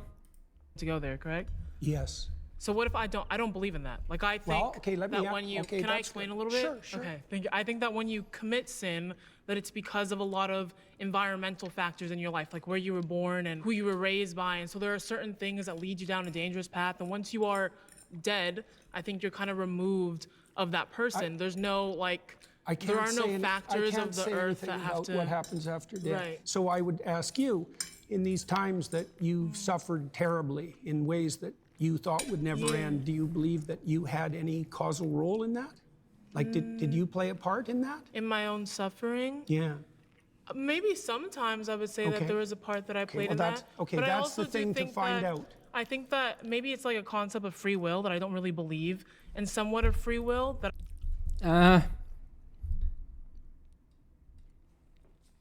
Yeah, this is kind of tricky. Because when it comes to like, this is like at the core of the discussion of free will. This is something that Ben Shapiro and Alex O'Connor talked a lot about. They talked about free will and whether people should believe in it. And you can make the case that people should actually believe in free will, even if it doesn't exist, because it's a useful thing. The thing is, you can make arguments for that, you can make arguments against that. Like, regardless of whether free will exists, you can make arguments for believing it or against believing it. The argument for believing it, in it, is that it means that ideas such as responsibility, autonomy, and agency make more sense. The argument against believing in it is that it allows you to view people more empathetically, and you're including yourself. So like what she said, when you make mistakes, those mistakes, like literally any other action that you perform, including the good ones, are really just a product of environmental factors and genetics. Just the circumstances and your genetics. Those are the two things that determine all of your actions. The flip side to that is also that you can't necessarily, you could argue that, if you want to be consistent, if you want to use that as a reason for not feeling bad about the mistakes that you make, you could also use that as a reason to not feel good about the good things that you do. So it kind of goes both ways. But yeah, those are the two sides of it. It allows you to be more empathetic if you don't believe in it, but if you do believe in it, then you can believe in responsibility and autonomy. She seems to be more on the side of not believing in it and not believing in responsibility, I guess, and having more empathy for herself. But yeah, you do lose out on the responsibility thing and the agency and autonomy side of it. So I think a balanced view is probably the best way to go. But yeah, free will, a belief in free will can't really be combined with Christian belief, it seems, because Christian belief is sort of centers around your autonomy, about doing the right thing, about not doing the wrong thing, about forgiveness and redemption, and all of these things. All of that sort of feels like it could become meaningless if you don't believe in free will. Or at least you'd have to do a lot of work to make any of it make sense. I think that there are certain things in your life that lead you to do certain behaviors. And so when you commit those sins, you go to hell. I'm not too sure why you would still be reaping the consequences of that. Like I said, I can't Yeah. address that. Do you believe that you can change? I do. Do you believe you can change for the better? I do. Do you believe that when you change for the better, you abandon the things you've done in the past that weren't good? I think that you can. Okay. then that's very much in keeping with Christian doctrine. Can you explain to me how that's in keeping with Christian doctrine? You believe if you would go to hell for those things? You believe you can improve. Yeah. Right? And you believe that if you improved, you would let go of things that were impeding you. That's a sacrifice. You believe that improvement would be upward, and you believe that you have agency in that. Yeah, those are all Christian presuppositions. I guess maybe we have different opinions of what Christian morality is. Yes, sounds like it. So I think that my opinion of Christian morality is something that I don't really agree with, and maybe you would define that as like the foundations of Christianity. Let me give you an example. So if you want to atone, which means to unify yourself and unify that with the world, then the first thing you have to do is figure out what you did wrong and admit it. That's a confession. That was good. Thank you. So nice to meet you too. Oh man, who's he gonna choose? I picked Zena because I think Of she course. asked genuine questions and wasn't trying to win. Hey, well, hello again. Hi there. My claim is Jordan Peterson's framework for understanding Christianity is probably not the one that the Bible intended us to use. In regards to the way that you interpret the Bible, I don't see, you have said in some circumstances that there's not a way to kind of say whether or not ontologically the historical claims made by the Bible are true. Like, for example, the story of Cain and Abel. You've said that this story is like a meta-truth in the sense that it exists all throughout time, culturally. And the way that you define meta-truth, I don't see a distinction between that and like a metaphor, right? But and you also say that you cannot say whether this story was true. You can say that it exists eternally, metaphorically, but you can't say that it's true. And if you can't say that there are historical facts being said in the Bible as stories that weren't really said with much ambiguity, how can we say that we can understand the Bible in the way that it's meant to be interpreted? Like, if you cannot make any claims about these stories, right? You don't know whether they're true or false. How do you know that your interpretation is the correct way? So that's why I picked. Yeah, I find this interpretation side of things very interesting.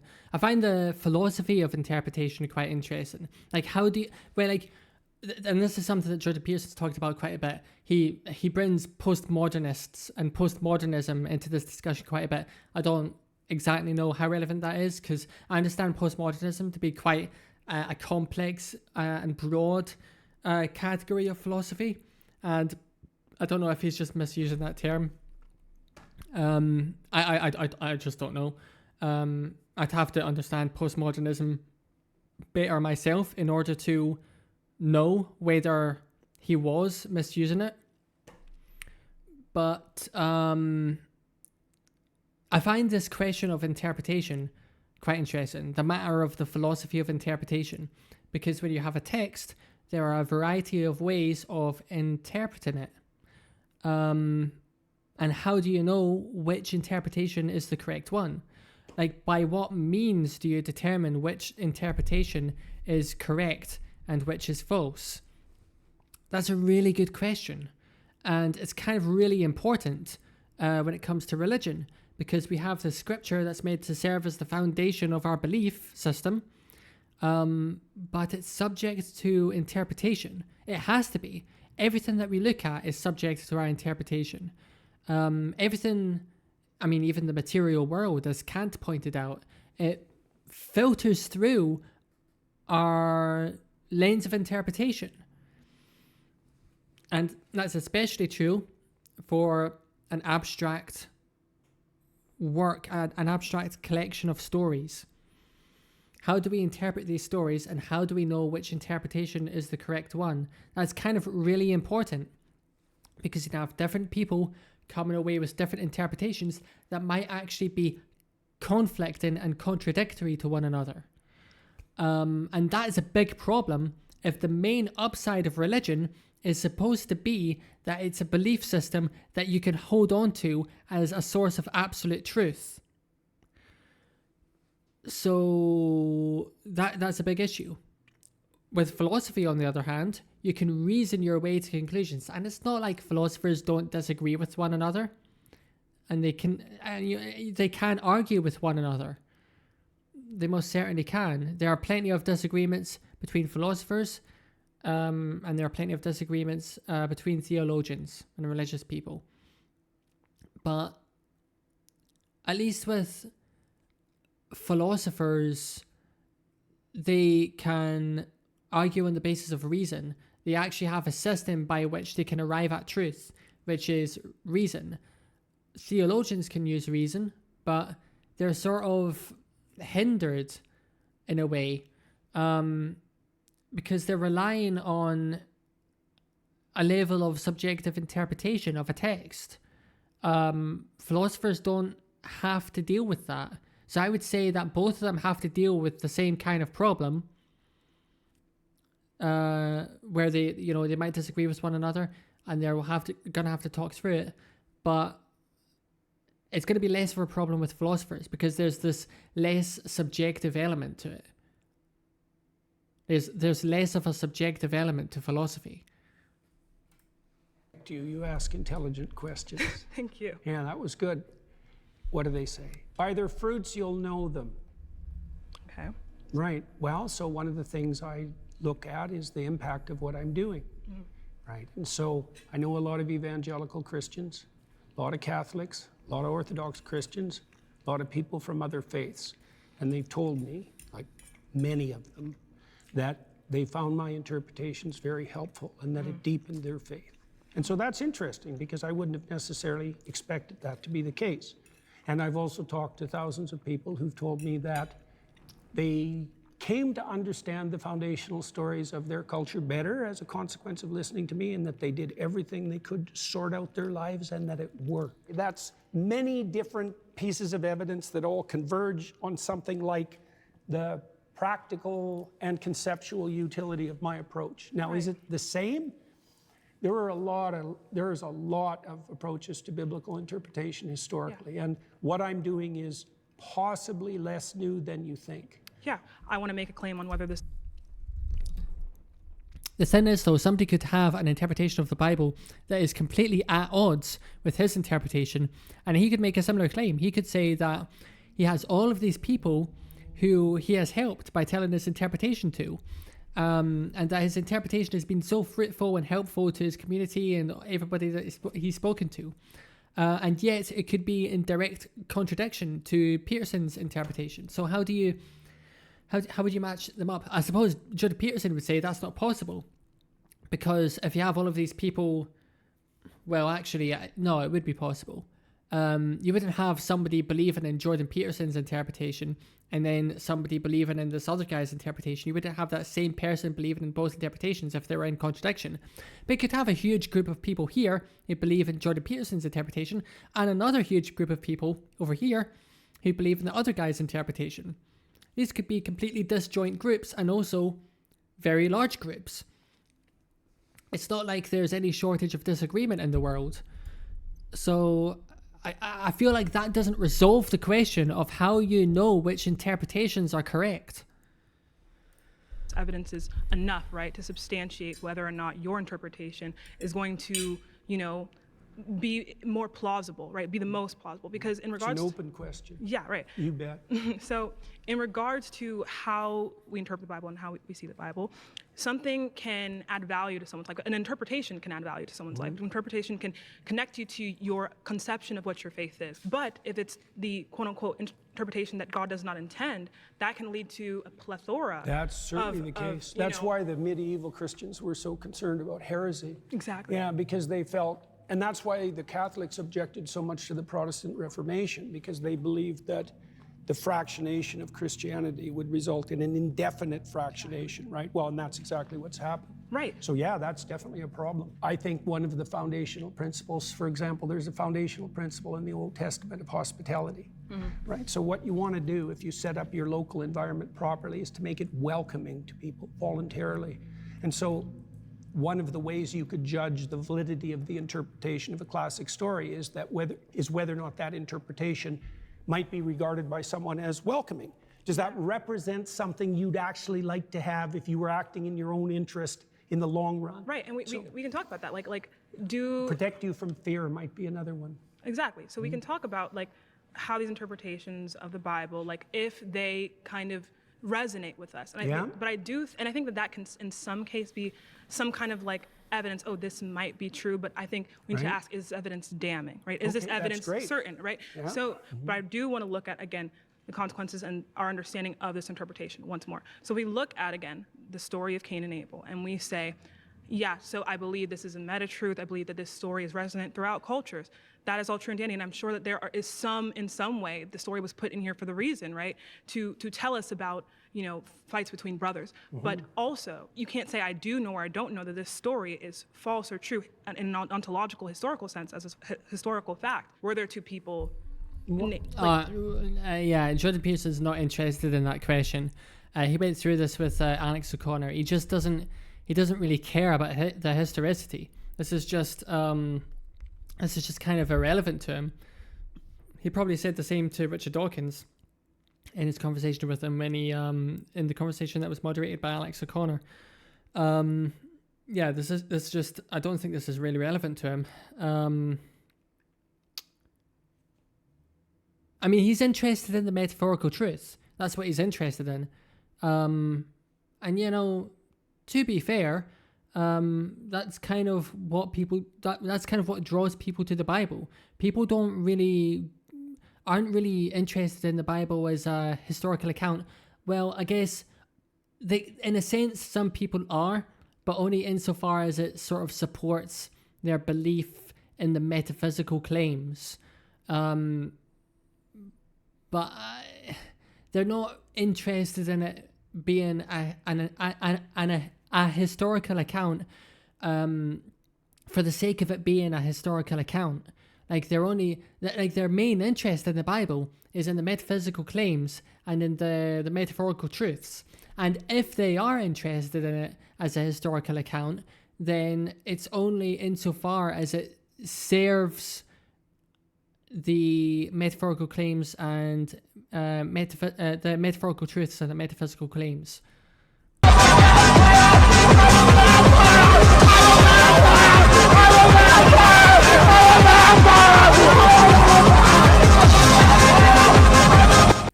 Thank you for the follow.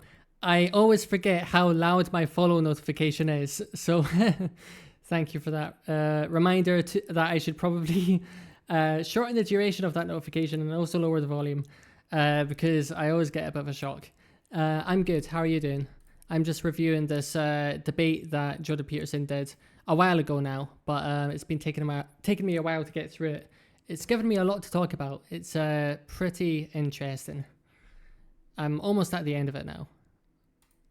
Like that were specifically referenced. Okay, I don't think that's knowable, but I'm not sure why it matters to you. So the reason why it matters to me is because we need to know how we should interpret the things of the Bible. Do I play the game? I have to give you another thank you for pointing out that I'm in the wrong category. Fuck. Okay, that's fixed now. I do play the game. That's why I was in the category, because last time I was streaming, I was playing the game. But in this stream, I'm evidently not power washing. I am reviewing a debate. Thank you for pointing that out. Thank you. Says and the many ways. Right, but like if we interpret sometimes poetry, sometimes history, sometimes fact, but sometimes for example, metaphor. The reason why it's important, right, very important, is because, for example, we can talk about something like God says, I believe it's like 1 Corinthians Do you play the game? 15, 17, something about how belief in God specifically as someone who resurrected or as someone who died for our sins is important, right? But we have to look at, if we can interpret that as just like, you have to believe that God is a symbol of sacrifice. That is different from believing that there was an actual person named Jesus Christ who died on the cross for our sins. True. So if you believe one and not the other, that can be the difference between you going to hell and you going to heaven. So if we cannot make, like, we cannot say that we know whether or not certain historical facts in the Bible happen, like even as just like events, like because the events matter, because again, God dying for our sins on the cross was an event. If we can't say that we know these things happened, these things did or didn't happen, this then leads us to kind of like the conundrum of how do we know what we are meant to believe, what the Bible intended for us to believe, and this can be very, very important to like our fate. Do you see what I'm saying? I've got no disagreement with any of that. What sort of response do you want from that? So you pushed me beyond the limits of my knowledge. Really? Well, think that's... There's so many things you can't know. I'm struggling. I know that the biblical stories are the foundation of West. Yeah, I don't know. I feel like if she had maybe listened to a little more Jordan Peterson, she would have expected that as a response. Because, I mean, I don't think has he ever necessarily tried to defend the claims or accounts in the Bible as being completely historical? I think he's always like sort of stepped away from that. He's always said that it's sort of not... He's always said that it's sort of not something that he's terribly concerned about or interested in. He's always sort of like tried to distance himself from it. I think it's just something that he's not very interested in. But as I said earlier, I think it probably is relevant because people... I don't know. Is it relevant? I'm actually not sure. Because if somebody believes that the accounts in the Bible historically happened, they only believe that to support the metaphysical claims and metaphorical truths that they're already interested in. That's the only reason they're interested in the historicity. So, I don't know. I don't know if it matters. Culture. Mm-hmm. I know that the consequence of those stories has been the genesis of a society that is in the main freer and more abundant than any societies have ever been. I don't exactly understand the relationship between those stories and that outcome, but it's not nothing. Right. But I don't know the answer to the questions that you're asking. You know, Exactly. it's the case that forever when people have been interpreting religious stories, they wrestled with exactly the question that you just described. Mm-hmm. When is it fact? When is it poetry? When is it music? When is it metaphor? When is it ritual? When is it time-bound? But what I'm saying is that your interpretation of the Bible, if you cannot tell us, again, if these historical events happened or not, that can be deciding factor in if someone is like damned to hell for eternity or if they go to heaven, right? So that's why I don't concern myself so much with that particular question. You know, like okay. that would be something that would stem more from an evangelical viewpoint. And I'm not putting that down, by the way. Mm-hmm. You're asking me a question I really can't answer. Okay. I'm not claiming even that my interpretations are canonically correct. I can only tell you the consequences of having released them into the world, let's say. Right, so I guess we've kind of come to a conclusion about that, which I've kind of wrestled with your framework and pushed it kind of to its... I feel like he hasn't really... I don't know. He's talking about his experiences of talking about these things and the sort of pragmatism of it all. But I was saying something similar when he was talking about definitions. Like, he's not really...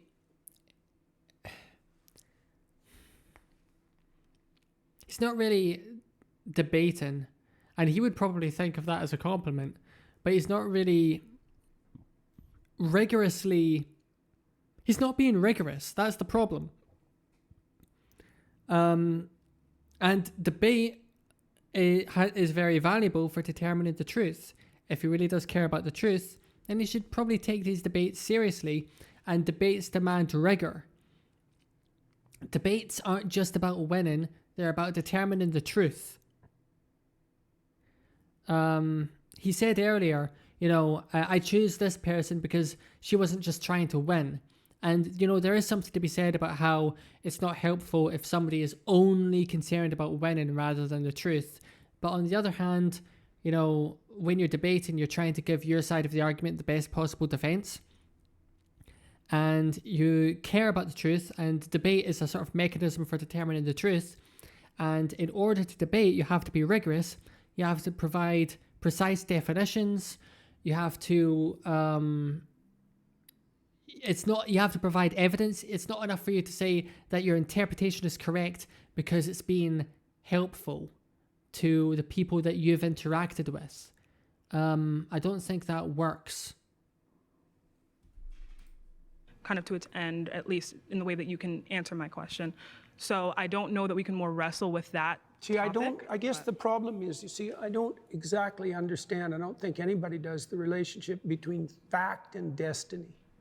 You know, well, they're different realms in a way, because knowing what the world is made of doesn't help you navigate through it. Not really. It doesn't provide you with a foundation for navigation. But knowing the facts of the world is obviously useful. And the relationship between those two things, part of that's the mystery of Western civilization and the continued competition between science and religion. To bridge this kind of understanding between fact and destiny is like an important question that the burden is on Christianity to answer, and specifically interpretations of Christianity. And if we can't do that, why is the burden on Christianity? Because it posits, right, that this interpretation, right, is going to be a way to understand God. But if it's faulty, right, that can what again. Evidence would you what evidence would you accept? That would be an interesting question, because I've seen people try to answer the question, and I've never really been moved, because I can always attack and then kind of get to this point where the answer is I don't know. Well, here's an answer. Let's pause there. I'm sorry, that's time. Okay. All right. Well, thank you so much for the rest. Well, I definitely picked the right person. Thank you. That was very good. Thank you really. so much. I mean,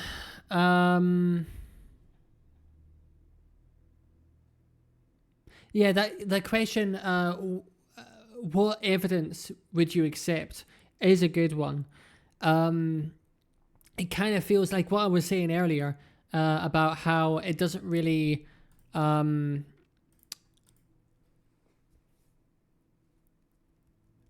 mean much to say that you've had experiences where your interpretation of the Bible has been helpful to other people, because somebody else who disagrees with you could say the same thing.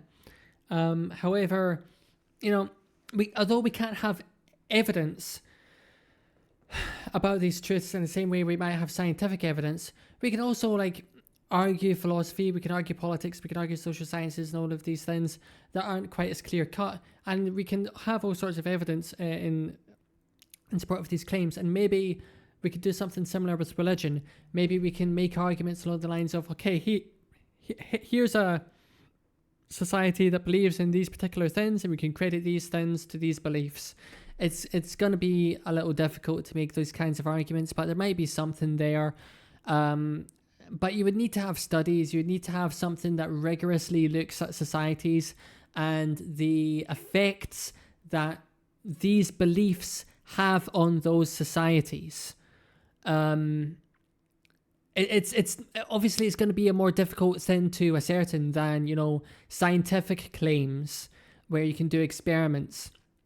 But, you know, you can also, it's also a similar problem for like political science and social sciences and philosophy. It can be difficult to find the evidence to support claims in these sorts of areas, but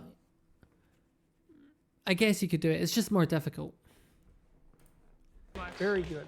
I don't like talking to win, but there were portions of all the conversations that were truly productive, and that it's instructive for people to see the distinction between a debate that's aimed at local victory and dominance, let's say, even of ideas, and a discussion that's predicated on mutual exploration and establishment of like a harmonious understanding and peace. Jordan Peterson. Yeah, that was basically him just saying in so many words that he wasn't really interested in debate, and I honestly think that's a bit of a problem, because you need to, debate forces you to be rigorous, and it forces you to bring evidence to the table. So I do actually think that that's a bit of a problem. Of all of the kind of theists that are on the internet, he is one of the better ones in regards to just like being genuine as a person. But I do feel like he does a lot of, I guess, wordplay that can make it a little bit difficult and kind of just muddies the waters in regard to what we define as Christianity and atheism. Jordan Peterson, I credit to turning me into an atheist. I had a blast talking to him today. I think if the average person followed what Jordan Peterson said, they'd realize that fundamentally Jordan Peterson is not a Christian, in fact, uses many atheistic principles, and operated under bad faith by seeming to forget what basic words meant when he didn't want to answer a question. His definitions can kind of shift a little bit depending on the moment, and I think that he wasn't afraid to flex that definitional muscle. And I felt really good about our conversation. I thought that it highlighted some key issues in Jordan Peterson's theology. I hope he reflects on these issues and maybe deepens his perspective on them in the future. With Zena, she was able to build up such a rapport that he chose her in the end, and they were able to have an extended dialogue, which is something I had hoped for. So maybe I learned a little something from Zena about being more cordial. It's extraordinarily useful to be able to model productive debate and conversation for people and see how my thoughts were landing with people who are particularly skeptical, and to put that in front of a large audience and to assess the consequences. All right. Well, that's that. Search surrounded. Plug. Well, that's that. That's the entire video reviewed. I don't think I have anything extra to say. I'm just gonna say that I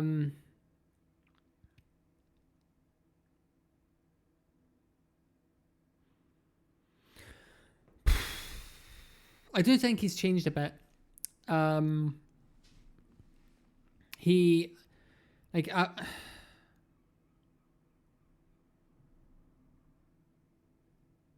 I guess his ideas haven't necessarily changed a bit.